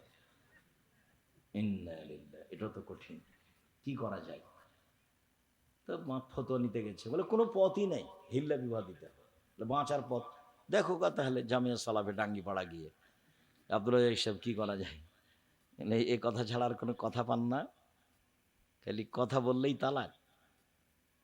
আল্লাহ তো তালাকের কথা বলছেন না, আগে বলছেন যে তুমি একটু সতর্ক করো, একটু পিটানি দাও, একটু বলো, একটু উপদেশ দাও, এত তাড়াতাড়ি তালাক কেন? আর ওই যে বোকা মানুষ 2 বছর 3 বছরের জন্য চলে গেছে বাইরে কাজ করতে, সৌদি, কুয়েত, কাতার, বাহরাইন, ঢাকা, লন্ডন, আমেরিকা, আর এখানে খালি হুকুম চালাই বউকে, এখানে যাবা না, সেখানে যাবা না, তোমার অমুক বাড়ি যাবা না, তমুক বাড়ি যাবা না, ওর সাথে কথা বলো না। তুই কথা বলেছিস, যা, তোকে তালাক দিয়ে দিলাম। কত যে ঝামেলা দিন রাত। মোলার গাছ তুলে খেলে আর কি থাকে? থাকে না। বেগুন তুলে খেলে এখনো গাছটা আছে, ছিঁড়ে খেলে গাছটা আছে, গাছটা রাখেন, তালাকি দিয়ে দিলেন, থাকবে কি? তালাক ব্যবহার করিয়েন না ওভাবে, কম ব্যবহার করেন, সেটা শয়তান করাচ্ছে। নিরুপায় হয়ে বৈঠকে তালাকের সমাধান হবে। আপনি মুখে তালাক বলবেন না, আপনার বাপ মা, গ্রামের লোক, চেয়ারম্যান মেম্বার, মোড়ল মাতাব্বরা বসে যদি দেখা যায় যে সংসার চলবেই না, তাহলে বিচ্ছিন্নের ব্যবস্থা থাকবে। আপনিও তো রাগ করে বলছেন কেন 1 তালাক, 2 তালাক, 3 তালাক, সংসারটা এভাবে আপনি তালাককে সহজ মনে করছেন। আল্লাহ রসুল বলছেন, জিদ্দুহুন্না জিদ্দুনা হাজলুহুন্না জিদ্দুন। 3টে জিনিস আছে, যার মজাকও চূড়ান্ত, চূড়ান্ত চূড়ান্ত, যার মজাকও চূড়ান্ত, চূড়ান্ত চূড়ান্ত। রাগ করে তালাক বললেও তালাক হবে, হাসি মজাক করে তালাক বললেও তালাক হবে, হায়েজ অবস্থায় তালাক দিলেও তালাক হবে, পেটে বাচ্চা আছে এই সময়ে তালাক দিলেও তালাক হবে, যে কোনো সময়ে তালাক দিলে তালাক হবে। হায়েজের কারণে তালাক বিরত থাকে না। এক বৈঠকে 3 তালাক দিলে 1 তালাকই হয়। শয়তানকে এভাবে সুযোগ দিয়েন না। শুনুন, রাসূল সাল্লাল্লাহু আলাইহি সাল্লাম বললেন, তোমাদের কি হবে, যুগের কি হবে, আপনি বলেন কি করতে হবে। তখন আল্লাহ রসুল বললেন যে মুখখান বন্ধ রেখো, বাড়িতে থাকো। আমি যদি বাড়িতে থাকি, সে যদি আমাকে আসে মারতে, তখন তুমি আদমের 2 ছেলের ভালোটার মতো হয়েও। আদমের এক বড় ছেলে কি বলল, হাবিল তোকে মারবো। তখন কাবিল কি বলল,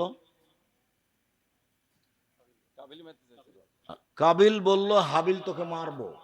তখন হাবিল কি বলল, তুমি মারো মারো, আমি তোমাকে মারবো না। খবরদার ঝগড়ায় যাবেন না, বিবাদে যাবেন না। 3 শ্রেণীর মানুষ জান্নাতে যাবেই। 1, সচ্ছল অসচ্ছল অবস্থায় দান করে যে। 2, রাগকে দমন করে যে। 3, আফিনানিন নাস, মানুষকে মাফ করে যে। মাফ করতে শিখবেন। আমার জীবনে 2টা ত্যাগ, মানুষের বদনাম করব না, ও যদি আমাকে ধুয়ে ছেড়ে দেয় তবু। 2, প্রতিশোধ নিব না, যা হবে হবে দুনিয়াতে, প্রতিশোধ নিব না। মাফ করতে শিখবেন, জান্নাত হবেই। প্রতিপক্ষ বলেছে বলেছে, আপনার চরিত্র এমন কেন? রাসূল সাল্লাল্লাহু আলাইহি সাল্লাম বলছেন, আপনি সদাচরণের আলোচনা দেখেন। রাসূল সাল্লাল্লাহু আলাইহি সাল্লাম বলছেন, আল মুমিনুনা কারাজুলিন ওয়াহিদ, সারা পৃথিবীর মানুষ হলো একজন। ইনিস্তাক আইন ও ইস্তাকা কুল্লুহু, যদি চোখে ব্যথা হয় সম্পূর্ণ শরীরে ব্যথা বুঝে, যদি মাথায় ব্যথা হয় সম্পূর্ণ শরীরে ব্যথা বুঝে, মানে একজন আর একজনের কষ্ট বুঝে, তাই হলো মুসলিম। কেন আপনি এরকম হলেন যে ও যদি বিপদে পড়ে তাহলে আপনি বলছেন ঠিক হয়েছে ঠিক হয়েছে? এটা কোন চরিত্র? এটা কোন আচরণ? মানুষকে মাফ করতে শিখুন, জান্নাত হবে ইনশাআল্লাহ। সম্মানিত দ্বীনি ভাই বোন, বলছিলাম রাসূল সাল্লাল্লাহু আলাইহি সাল্লাম মানুষের বদনাম গীবত করা তো বহুদূরের কথা, তিনি মানুষের বদনাম গীবত থেকে বিরত থাকার চেষ্টা করতেন। তিনি মানুষের দোষ ত্রুটি ঢেকে রাখার চেষ্টা করতেন। একটু দেখেন, রাসূল সাল্লাল্লাহু আলাইহি সাল্লাম বলছেন, মান সাতারা মুসলিমান সাতারাহুল্লাহু ফিদ দুনিয়া ওয়াল আখিরা, কেউ যদি দুনিয়াতে মানুষের দোষ ত্রুটি ঢেকে রাখে, তাহলে আল্লাহ বিচারের মাঠে তার দোষ ত্রুটি ঢেকে রাখবেন। কেউ যদি মানুষের দোষ ত্রুটি ঢেকে রাখে, আল্লাহ বিচারের মাঠে তার দোষ ত্রুটি ঢেকে রাখবেন। আমার দিকে দেখেন, উপদেশ বইয়ের প্রথমে আছে এই হাদিস। বইটা আপনার জন্য লেখা হয়েছে, পাল্টা আমাকে পড়তে বলছেন, তাহলে তো হয় না।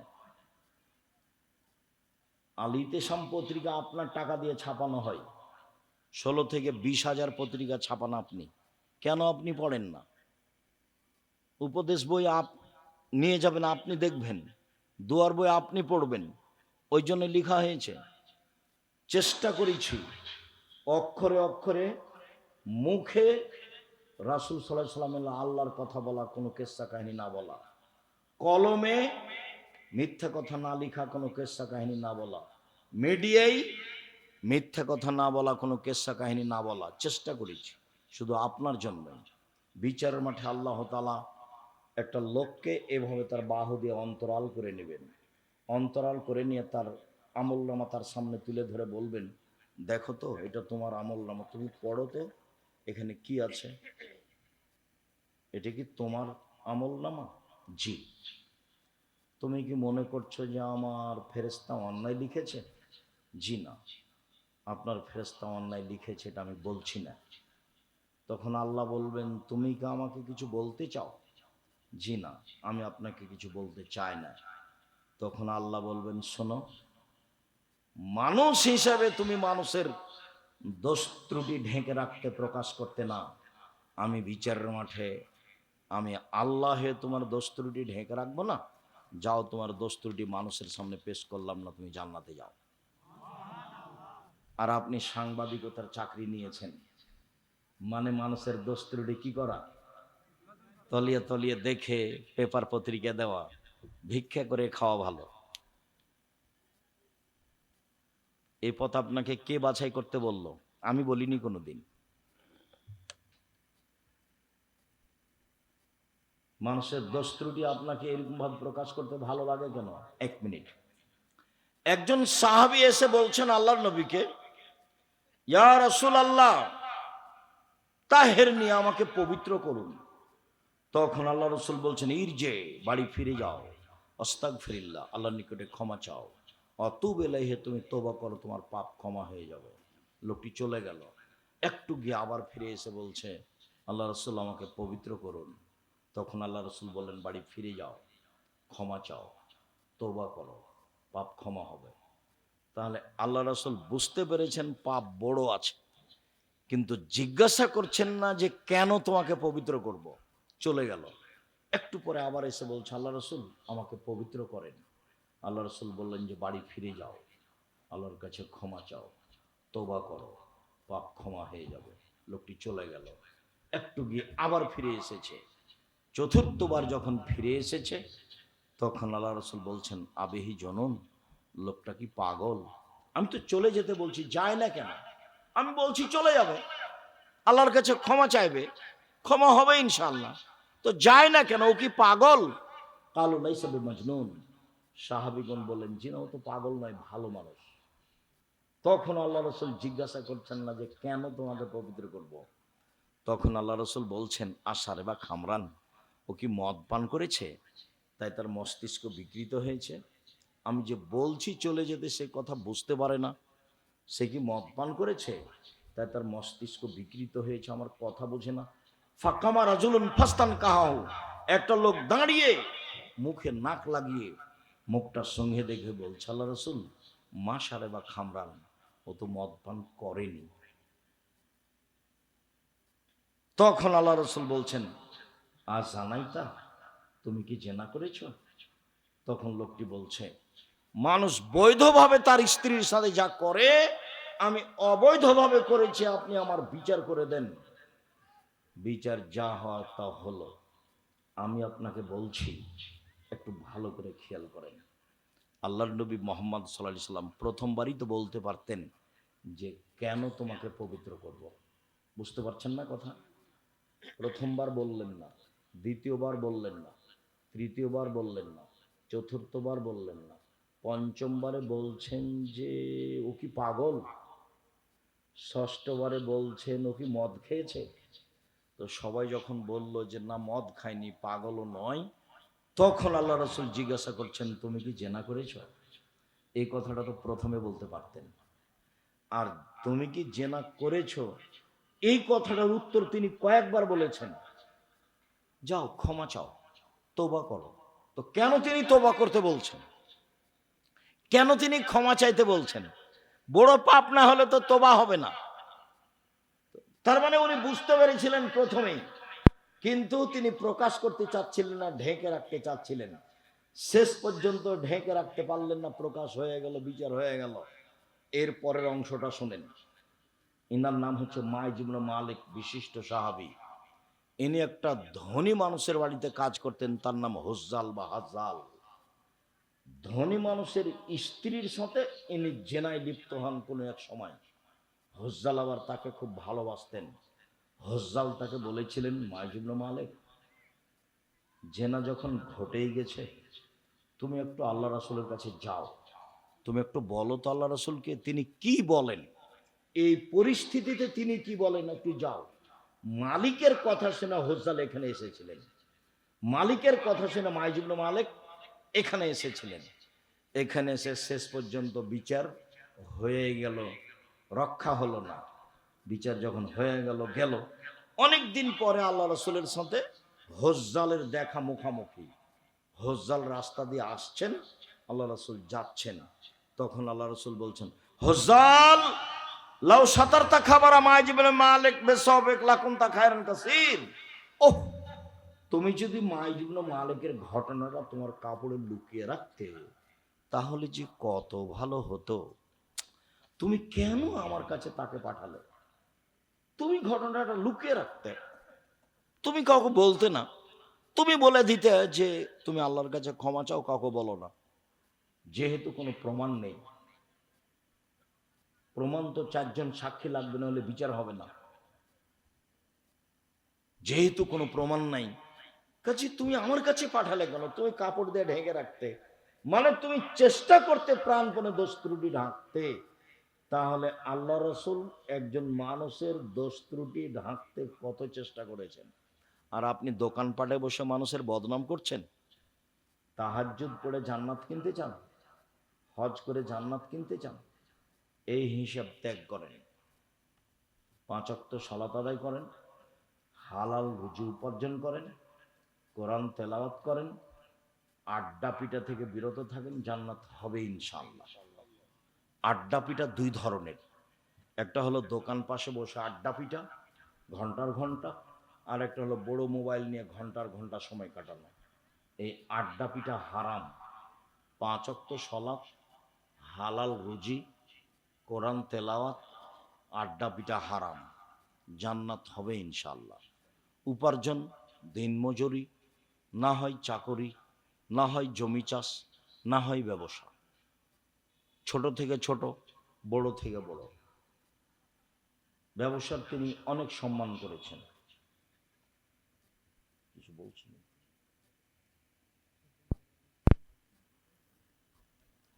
সম্মানিত দিনী ভাই বোন, আমি আপনাদেরকে আরেকটু বলি, অল্প দিন বাঁচতে এসে মানুষের বদনাম গীবাত করে পরকাল হারার চেষ্টা করিয়েন না। যত নিজেকে সংযম করে রাখবেন, খাটো করে রাখবেন, তত বেঁচে থাকা সহজ হবে। উকবা ইবনে আমির রাদিয়াল্লাহু তাআলা আনহু বলেন, রাসূল সাল্লাল্লাহু আলাইহি সাল্লামকে জিজ্ঞাসা করা হলো, মান নাজাত, বাঁচার পথ কি? আল্লাহর নবী, জাহান্নাম থেকে বাঁচার পথ কি? তখন তিনি 1 নম্বরে বললেন, আলজেম লেসানাক, মুখটা বন্ধ রেখো, জান্নাত হবে ইনশাআল্লাহ। 2, অলিয়াসা বাইতুক, বাড়িকে প্রশস্ত রাখো, জরুরি প্রয়োজন ছাড়া বাড়ির বাইরে যাবা না। এটা জীবনের চরিত্রের সাথে গড়ে নাও। জরুরি প্রয়োজন ছাড়া বাড়ির বাইরে যাওয়া হবে না। রাত 10টায় ঘুমিয়ে যেতে হবে যে কোনো মূল্যে। সবাই মিলে 5 ওয়াক্ত সালাত আদায় করতে হবে, করতেই হবে। জীবনের সলাতি এমন একটা ইবাদত যা মানুষের সাথে আপোষ করে না। সলাতি একটা ইবাদত যা মানুষের সাথে আপোষ করে না। হজ করে, মানুষের সাথে হজ আপোষ করে। কিভাবে? আপনি বলছেন এবছর সুবিধা হলো না, সামনে বছর যাব হজ করতে, ঠিক আছে যান। জাকাত আপোষ করে। কিভাবে? এবছরের জাকাত আমি 2 মাস আগেই দিব, দেন। এবছরের জাকাত আমি 20 দিন পরে দিব, দেন। এই যে আপোষ করছে। সিয়াম, রমজানের রোজা, সিয়াম আপোষ করে। কি? শরীরটা আজকে ভালো লাগে না, ছেড়ে দেন, পরে করিয়ে। সফরে আছি, ছেড়ে দেন, বাড়িতে যাবেন যখন তখন করবেন। এ দেখেন আপোষ করে। কিন্তু সলাৎ কোনো আপোষ করে না। নামাজের কোনো আপোষ নেই। অজু করে সলাত আদায় করতে হয়, পানি নেই, তায়াম্মুম করে করবেন। মাটি নেই, অজু তায়াম্মুম ছাড়াই সলাত আদায় করবেন। কেবলার দিকে মুখ করে সলাত আদায় করতে হয়, কেবলা বোঝা যায় না, কেবলা ছাড়াই সলাত আদায় করতে হবে। দাঁড়িয়ে সলাত আদায় করতে হয়, দাঁড়িয়ে থাকা যায় না। বসে থেকে সলাত আদায় করতে হবে, বসে থাকা যায় না। শুয়ে থেকে সলাত আদায় করতে হবে। পরিষ্কার কাপড় পরে সলাত আদায় করতে হয়, পরিষ্কার কাপড় নেই। যেই কাপড়ে পেশাব পায়খানা লেগে আছে সেই কাপড় পরেই সলাত আদায় করতে হবে। পরিষ্কার ও অপরিষ্কার কোনো কাপড়ই নেই, উলঙ্গ অবস্থায় আছেন, এই সময়ও তাকে সলাত আদায় করতে হবে। পৃথিবীতে ভিন্ন ধরনের ব্যতিক্রম বিরল ইবাদত সলাত, যা মানুষের সাথে আপোষ করে না। সলাত আদায় না করলে মানুষ মুসলমান থাকে না। সেই কালে ইমাম আহমদ ইবনে হাম্বল বলেছেন, অলসতা করে 1 ওয়াক্ত নামাজ ছেড়ে দিলে তাকে হত্যা করতে হবে। ইমাম আবু হানিফা রাহিমাহুল্লাহ বলেছেন, অলসতা করে 1 ওয়াক্ত সালাত ছেড়ে দিলে জেলখানায় বন্দি করে পিটিয়ে সালাত আদায় করাতে হবে। আরবি বিদ্বানগণ এখন বলেন, স্বামী সালাত আদায় করে, স্ত্রী করে না, স্ত্রী করে না, করে স্বামী করে না, তখন বিবাহ বিচ্ছিন্ন হয়ে গেছে, বিবাহ নেই। চেয়ারম্যান মেম্বার লাগে না, খাতা কলম লাগে না, বিবাহ এমনিতেই চলে গেছে। তারা আরো বলছে এইরকম ব্যক্তি মারা গেলে তার জানাজা হবে না। শুধু কি জানাজা হবে না, বলছে যে এরকম ব্যক্তির কবর মুসলমানের কবরস্থানে দেওয়া হবে না, ওর লাশকে হিন্দুদের শ্মশান ঘাটে ফেলে দিতে হবে। তার নাম সলাৎ। পৃথিবীর ব্যতিক্রম ইবাদত সলাৎ। এর সাথে আপোষ করবেন না। ছেলে মেয়ে, আহাল পরিবার সবাই মিলে যে কোনো মূল্যে যে কোনো অবস্থাতে সলাত আদায় করতেই হবে, এই মনে করে জরুরিভাবে সলাত আদায় করবেন। হালাল রুজির প্রাণপণে চেষ্টা করবেন। জরুরি প্রয়োজন ছাড়া বাড়ির বাইরে যাবেন না। রাত 10টায় ঘুমিয়ে যাবেন, রাত 3টায় উঠবেন, সুন্দর করে ওযু করবেন, অন্তত 2 রাকাত সালাত আদায় করবেন। আপনি 2 রাকাত আর আপনার স্ত্রী 2 রাকাত। তাহলে আপনাদের নামটা যারা খুব বেশি ইবাদত করে ওদের তালিকায় লিখে দেওয়া হবে। বেশি না পারলে অন্তত 2 রাকাত। তারপরে হাত তুলে দোয়া করবেন। হাত তুলে দোয়া করে আগে ইসমে আজম পড়বেন, দুরুদে ইব্রাহিম পড়বেন। তারপরে নিজের কথা বলেন, কি চান, ক্ষমা চান। তারপরে বলেন আল্লাহ আমার বাপ মাকে ক্ষমা করো। তারপরে বলেন আমার ছেলে মেয়েকে কবুল করো। তারপরে বলেন জমি জায়গা, আহাল পরিবার, বাড়ি ঘর কিছু চান। মুখখান বন্ধ করে থাকেন কেন? আল্লাহ নেমে এসেছেন প্রথম আকাশে, উঠার জন্য নিজেকে জরুরি মনে করবেন। আল্লাহ রাসূল বলছেন আলাইকুম বিকিয়ামিল লাইল ফান্নাহু দাবুস সালিহিন মান কাবলা মান কানা কাবলাকুম। পৃথিবীর মানুষ, রাতে উঠে তোমাদের জন্য ইবাদত করা জরুরি। এটা হচ্ছে অতীতের পরহেজগার নবী রাসূলের কাজ। অতীতের নবী রাসূল, সিদ্দিক, শুহাদা, সালেহ, পরহেজগার মানুষেরা রাতে উঠে ওযু করে সালাত আদায় করে আল্লাহকে ডাকতো। তোমরা কোন শরমে ঘুমিয়ে আছো? কেন ঘুমিয়ে আছো? উঠো, ওযু করো সুন্দর করে। ওযু এমন জিনিস, ওযু করলে পাপ মিটে যায়, মান বেড়ে যায়। ওযু করলে পাপ মিটে যায়, মান বেড়ে যায়। আল্লাহ রাসূল বলছেন শোনো, আমি তোমাদের এমন একটা কথা বলে দিব না যাতে পাপ মিটে যাবে, মান বেড়ে যাবে। বলেন তো সেটা কি? সুন্দর করে ওযু করলে পাপ মিটে যায়, মান বেড়ে যায়। পায়ে হেঁটে মসজিদে গেলে পাপ মিটে যায়, মান বেড়ে যায়। সালাতের পরে বসে বসে জিকির আজকার তাসবিহ তাহলিল করলে পাপ মিটে যায়, মান বেড়ে যায়। পাপ মিটে যায়, মান বেড়ে যায়। তারপর লোকটি হয়ে যায় সেই দিনের মতো যেদিন তার মাতাকে জন্ম দিয়েছে। তারপর লোকটি হয়ে যায় সেই দিনের মতো যেদিন তার মাতাকে জন্ম দিয়েছে, নিষ্পাপ হয়ে যায়। সুন্দর করে ওযু করলে, পায়ে হেঁটে মসজিদে গেলে, সালাতের পরে জিকির আজকার করলে পাপ মিটে যায়, মান বেড়ে যায়। পাপ মিটে যায়, মান বেড়ে যায়। লোকটি হয়ে যায় সেই দিনের মতো যেদিন তার মাতাকে জন্ম দিয়েছে। রাসূল বললেন তোমার এখন মরে যাওয়া ভালো, তোমার এখন বেঁচে থাকা ভালো। সুন্দর করে ওযু করেছো, পায়ে হেঁটে মসজিদে এসেছো, সালাত আদায় করে জিকির আজকার তাসবিহ পড়েছো। এখন তোমার মরে যাওয়া ভালো, এখন তোমার বেঁচে থাকা ভালো। এখন তোমার মরে যাওয়া ভালো, এখন তোমার বেঁচে থাকা ভালো। এখন তোমার উভয়টাই ভালো। সুন্দর করে ওযু করেছো, পায়ে হেঁটে মসজিদে এসেছো, সালাতের পরে জিকির আজকার করেছো। সুন্দর করে ওযু করে 2 রাকাত সালাত আদায় করে আল্লাহর কাছে হাত তুলে নিজের কথা বলবেন, বাপ মায়ের কথা বলবেন, আহাল পরিবার ছেলে মেয়ের কথা বলবেন, জমি জায়গা গাড়ি বাড়ির কথা বলবেন। লম্বা সময় ধরে আল্লাহর কাছে কান্নাকাটি করবেন। প্রথমে ইসমে আজম, তারপর দুরুদে ইব্রাহিম, তারপর নিজের কথা, দেশের জন্য কল্যাণ চাইবেন। আর আল্লাহ সর্বশক্তিমান, পৃথিবীতে যত যুদ্ধবিঘ্ন, অন্যায়, অবিচার, জুলুম আল্লাহ তুমি বন্ধ করতে পারো। তুমি সর্বশক্তিমান, তুমি এগুলো বন্ধ করো। দেশে যেন দুর্ভিক্ষ না আসে, মানুষ যেন বিপদে না পড়ে, তুমি এগুলো থেকে বাঁচাও। জাতির জন্য, দেশের জন্য, নিজের জন্য আল্লাহর কাছে কিছু চাইতে শিখেন। রাসূল সাল্লাল্লাহু আলাইহি সাল্লাম বললেন সঙ্গী সাথী বলতে পারো মানুষকে পিছন দিক থেকে ধাক্কা মেরে জাহান্নামে নিক্ষেপ করে কি? সঙ্গী সাথী বলতে পারো মানুষকে পিছন দিক থেকে ধাক্কা মেরে জাহান্নামে নিক্ষেপ করে কি? ফাখাযা লিসানাহু, আল্লাহ রসুল জিহ্বাটা ধরে নিয়েছেন। এ এ এ এ দেখো, এ জিহ্বা মানুষকে পিছন দিক থেকে ধাক্কা মেরে জাহান্নামে নিক্ষেপ করে। সাবধান, মুখ ব্যবহার করবেন না, দোকানপাটে বসবেন না, যারা যেখানে গল্প করছে সেখানে যাবেন না, নিজের মতো চলবেন, নিজের মতো খাবেন, নিজের মতো হালাল রুজি উপার্জন করবেন। কথার শেষে বলি, প্রতিষ্ঠান উপলক্ষেই এই প্রোগ্রাম, আল্লাহ রসুলের এই কথাটা মনে রাখবেন, আল এহদুলুলিয়া খায়রুম মিন ইয়াদিস সুফলা, দেওয়া হাত ভালো নেওয়া হাতের চেয়ে, দেওয়া হাত ভালো নেওয়া হাতের চেয়ে।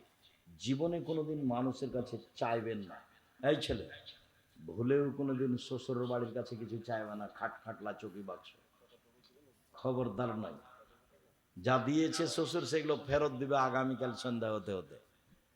মোটর সাইকেল, সাইকেল, কাপড় চোপড় সব ফেরত দিবে। আল্লাহ রসুল বলছেন দেওয়া হাত ভালো নেওয়া হাতের চেয়ে। রাসূল সাল্লাল্লাহু আলাইহি সাল্লাম বলেন, প্রত্যেক দিন আকাশ থেকে দুইজন ফেরেশতা নেমে আসেন। একজন বলেন, এই ছেলেরা তোমরা একটু ভিতরে আসো, আমার এই কথাটা একটু খেয়াল করবেন। রাসূল সাল্লাল্লাহু আলাইহি সাল্লাম বলছেন, প্রত্যেক দিন সকালে দুইজন ফেরেশতা নেমে আসে। একজন বলেন, আল্লাহ যে যতটুকু দিল তুমি তার ততটুকু পূর্ণ করে দাও, যে যতটুকু দিল না তুমি তার ততটুকু ধ্বংস করে দাও। আমি আপনাদেরকে রাসূল সাল্লাল্লাহু আলাইহি সাল্লামের এই কথাটা বলে উৎসাহিত করতে চাচ্ছি যে ইবাদতের জগতে সবচেয়ে শক্তিশালী, ক্ষমতাধর, পাওয়ারফুল ভিন্ন ধরনের ইবাদত হলো দান, যে একটা থেকে আর একটা ঘটাতে পারে। দানই একটা ইবাদত যে আপনার বালা মুসিবত বিপদ আপদ সমস্যা সব দূর করতে পারে, অন্য কোনো ইবাদত পারে না। দানই একটা ইবাদত যে কবরের শাস্তিকে বন্ধ করে দিতে পারে।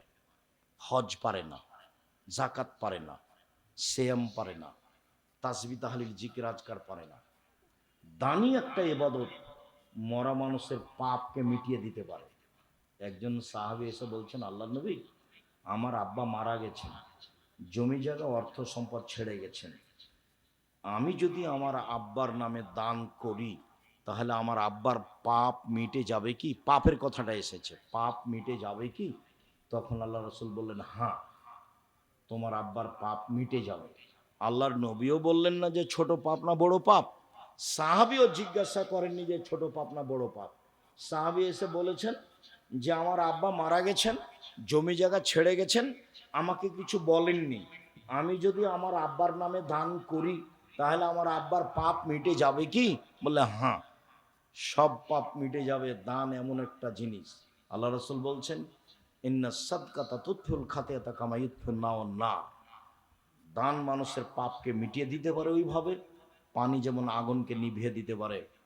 দান বিচারের মাঠে ছায়া হিসেবে আসবে। আপনাদের সামনে ছেলেরা আসছে, যে আসুক না কেন কেউ বঞ্চিত থাকবেন না ওই হাদিসটার প্রতি আমল করাতে। দেওয়া হাত ভালো নেওয়া হাতের চেয়ে। 10 টাকা হোক, 500 টাকা হোক, 100 টাকা হোক, যারা আমরা স্টেজে আছি আমরাও বঞ্চিত থাকব না, আমরাও অংশগ্রহণ করব, কম হোক আর বেশি হোক।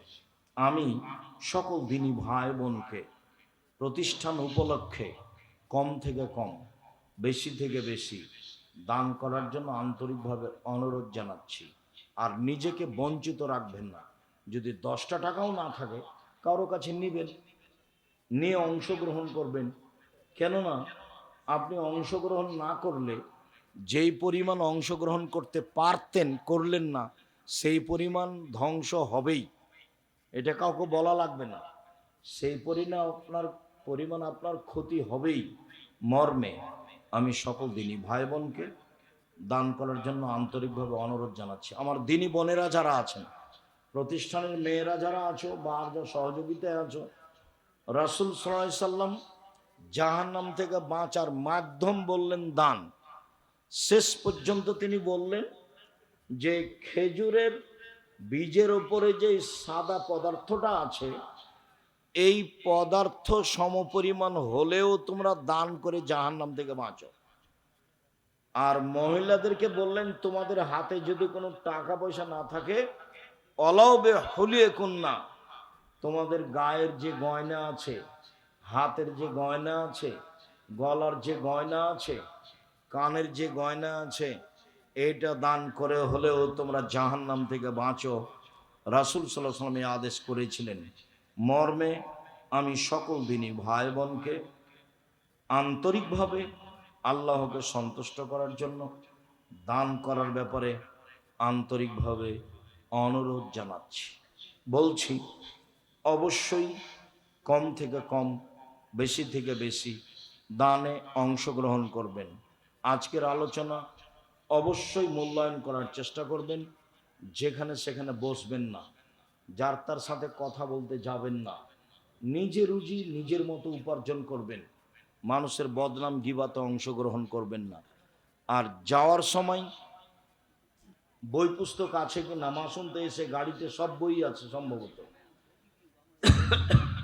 সলাতের উপরে বইটা আছে। আমি চেষ্টা করেছি হাতে নাতে রাসূলের সলাত শিখানো। উপদেশ বইটা আছে, সব আলোচনায় সে বই আছে। দোয়ার বই আছে, দোয়া আপনার মুখস্থ করার জন্য। আব্দুল্লাহর বইগুলি আছে কিনা দেখেন। সম্মানিত দিনী ভাই বোন, আমি আপনাদের সকলকে সম্ভবপর, এই ছেলে একটু থামো, যারা এখানে আসছে তোমাদের কাছে একটু টাকা পয়সা নেওয়ার জন্য, তারা আসা পর্যন্ত অপেক্ষা করো। সকল দিনী ভাই বোনকে সম্ভবপর দান করার আন্তরিকভাবে অনুরোধ জানিয়ে, বই পুস্তক স্টেজে আছে, যারা স্টেজে আছেন তারা অংশগ্রহণ করবেন। অল্প হলেও সবাইকে আমরা দানে অংশগ্রহণ করার অনুরোধ জানিয়ে, বই পুস্তকগুলি সংগ্রহ করার অনুরোধ জানিয়ে আপাতত আজকের মতো কথা এখানেই শেষ করছি। সুবহানাকা আল্লাহুম্মা ওয়া বিহামদিকা আশহাদু আল্লা ইলাহা ইল্লা আনতা। আসসালামু আলাইকুম ওয়া রাহমাতুল্লাহ।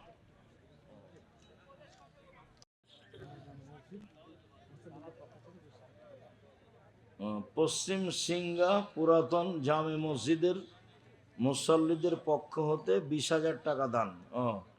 ভালো, জাযাকুমুল্লাহ খাইর। জি, মেয়েদের একটা জিজ্ঞাসা, মেয়েদের ভাঙতি রোজা কি তোলা প্রয়োজন আছে? ভাঙতি রোজা তোলা প্রয়োজন আছে তো, অবশ্যই ভাঙতি রোজা করতে হবে। কি এটা? চুনো সোনো গ্লিসারিন দিয়ে কি সালাত আদায় করা যাবে? যাবে, সমস্যা নেই। শুক্রবার মাগরিবের পর বাচ্চা হলে কোন দিন ধরবে? শুক্রবারের সাথে কোনো কথা নেই, সূর্য ডুবে গেলে পরের দিন। আজ কি বার? আজ হলো সোমবার। সূর্য ডুবার পরে যে সন্তান হবে সেটা মঙ্গলবারে যাবে।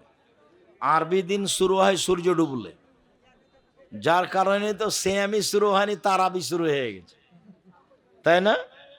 তারাবি আগে আর সিয়াম পরে।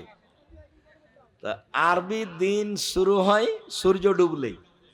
যেদিন বাচ্চা জন্ম নিবে সূর্য ডুবার পর থেকে নিয়ে সূর্য ডুবা পর্যন্ত সেদিন গণ্য হবে। আর আপনার কথা অস্পষ্ট হলো নাকি?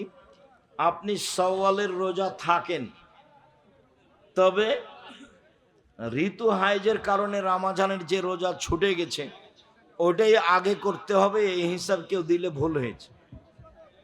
শাওয়ালের 6টা করে নেন, আর ঋতুর হাইজের কারণে যে সিয়াম ছুটে গেছে সেগুলো যেদিন পারবেন করবেন। চেষ্টা করবেন 2 মাস 4 মাস কোনো কথা নেই। আয়েশা রাদিয়াল্লাহু তাআলা আনহা 10 মাস পরে গিয়ে করতেন। আমি কাকে প্রশ্ন করি?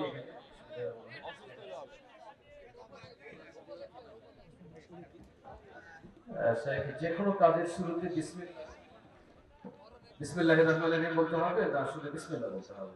ঠিক আছে, যে কোনো কাজের শুরুতে শুধু বিসমিল্লাহ। কোরআন মাজিদ পড়ার সময় সূরার প্রথমে বিসমিল্লাহির রহমানির রহিম 1, 2, পত্র লিখার সময় পূর্ণ লিখতে হবে বিসমিল্লাহির রহমানির রহিম। এছাড়া সব সময় শুধু বিসমিল্লাহ। যেমন গরু ছাগল জবাই করার সময় বিসমিল্লাহ আল্লাহু আকবার। যেমন অজু করার সময় শুধু বিসমিল্লাহ। যেমন পারিবারিক বিষয়টি স্বামী স্ত্রী মিলনের সময় বিসমিল্লাহে আল্লাহুম্মা আল্লাহুম্মা জান্নিবনা শয়তান ও জান্নিবি শয়তান মা রাযাকতানা। শুধু বিসমিল্লাহ, সব জায়গায় শুধু বিসমিল্লাহ, সূরার প্রথমে আর কলমে লেখার সময়। জি, প্রত্যেক সালাতে সালাম ফেরানোর পর আল্লাহু আকবার 3 বার না আস্তাগফিরুল্লাহ 3 বার করতে হবে? এটা জানতে চাই। প্রত্যেক সলাতে সালাম ফিরার পরে প্রথম শব্দটা একবার আল্লাহু আকবার, 3 বার নয়। সাহাবী বলছেন আব্দুল্লাহ ইবনে আব্বাস যে আমি রাসূলের সালাত তাকবীর দিয়ে শেষ করা শুনেছি।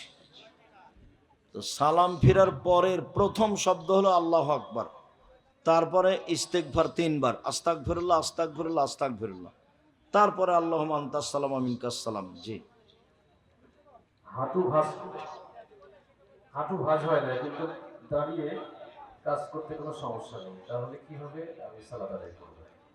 হাঁটু ভাঁজ হয় না, তাহলে সলাতের পদ্ধতি নিতম্বের উপর এসে পা দুটা কেবলার দিকে করে দিতে হবে। পুরো মাটিতে বসে হাঁটু তো ভাঁজ হয় না, তো পা দুটা কি করে দিতে হবে? এবার সোজা কেবলার দিকে করে দিতে হবে, দিয়ে বসে সলাত আদায় করতে হবে। এটাই উত্তম। নিতান্তই না পারলে চেয়ারে বসে পড়বে, আর নাহলে দাঁড়িয়ে দাঁড়িয়েই পড়বে, ওটা তো অনুমতি আছে। দাঁড়িয়ে না হয় বসে, বসার পদ্ধতি এটা একটা, পা বসে পা সামনে দিবে। জি, তারপরে জাযাকাল্লাহু খাইরান। আপনার কিছু লেখা হাদিস, লেখা কিছু হাদিস দিয়ে আমার এলাকার কিছু মহিলারা একসাথে হয়ে তালিম করে, এটা কি করা যাবে? আবার বলেন। আপনার লেখা কিছু হাদিস দিয়ে, এটা তো ঠিক করে আপনার কিছু বই থেকে কি হবে, আমার এলাকার কিছু মহিলারা একসাথে গিয়ে তালিম করি, ও আচ্ছা এটা আচ্ছা, করা যাবে কিনা? না তা যেতে পারে, কেননা আমি জেনে শুনে সজ্ঞানে কোনো জাল জয়ী হাদিস লিখিনি। তারা সেগুলি সামনে রেখে তালিম দিতে পারে। এর অর্থ এই নয় যে মহিলারা এই জেলা ওই জেলা, এই থানা ওই থানা তালিম দিয়ে বেড়াবে।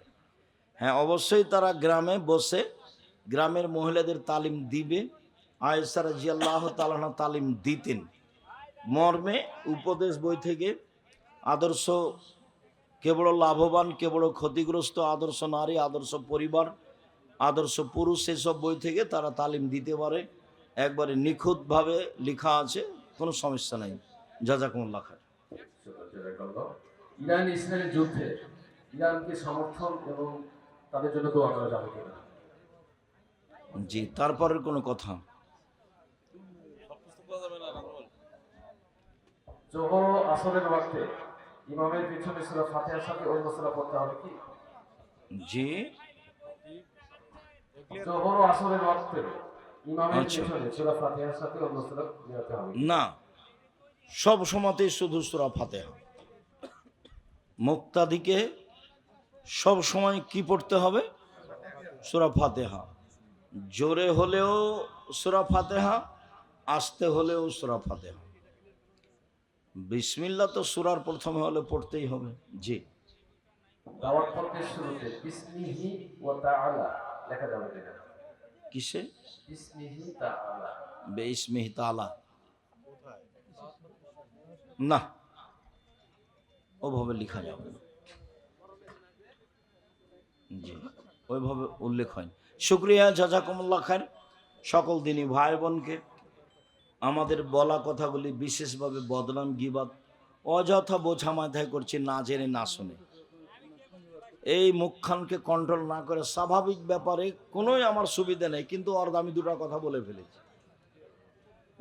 এগুলো থেকে খুব বাঁচতে হবে, মানে খুচরা কথা থেকে বিরত থাকতে হবে। এগুলো থেকে প্রাণপণে বেঁচে থাকার চেষ্টা করেন। আল্লাহ আপনাদের হেফাজত করুক, আল্লাহ আমাদের হেফাজত করুক, দেশকে আল্লাহ রক্ষা করুক এবং সারা পৃথিবীতে আল্লাহ শান্তি প্রদান করুক। তিনি সর্বশক্তিমান, তিনি সব কিছু করতে পারেন। আমরা আল্লাহর কাছে তার শক্তি অনুযায়ী সাহায্য চাচ্ছি, যত মানুষ বিপদমুক্ত হয়, বিপদগ্রস্ত না হয়ে, এ দাবি রেখে সকল দিনই ভাই বোনদের কল্যাণ কামনা করে বলি, আল্লাহ যারা আমাদের মারা গেছে তাদের কবরের শাস্তি মাফ করো, যারা আমরা অসুস্থ তুমি তাদের আরোগ্য দান করো, যারা আমরা বেঁচে আছি তুমি তাদেরকে তোমার রাসূলের পদ্ধতি অনুযায়ী চলার তৌফিক দান করো। তোমার দরবারে এই জোরালো দাবি দেওয়া দোয়া রেখে আজকের আলোচনা এখানেই শেষ করলাম। সুবহানাকা আল্লাহুম্মা ওয়া বিহামদিকা আশহাদু আল্লা ইলাহা ইল্লা আনতা আস্তাগফিরুকা ওয়া আতুবু ইলাইক। আসসালামু আলাইকুম ওয়া রাহমাতুল্লাহ। আর ওই পত্রিকা সবাই নিয়ে যাও।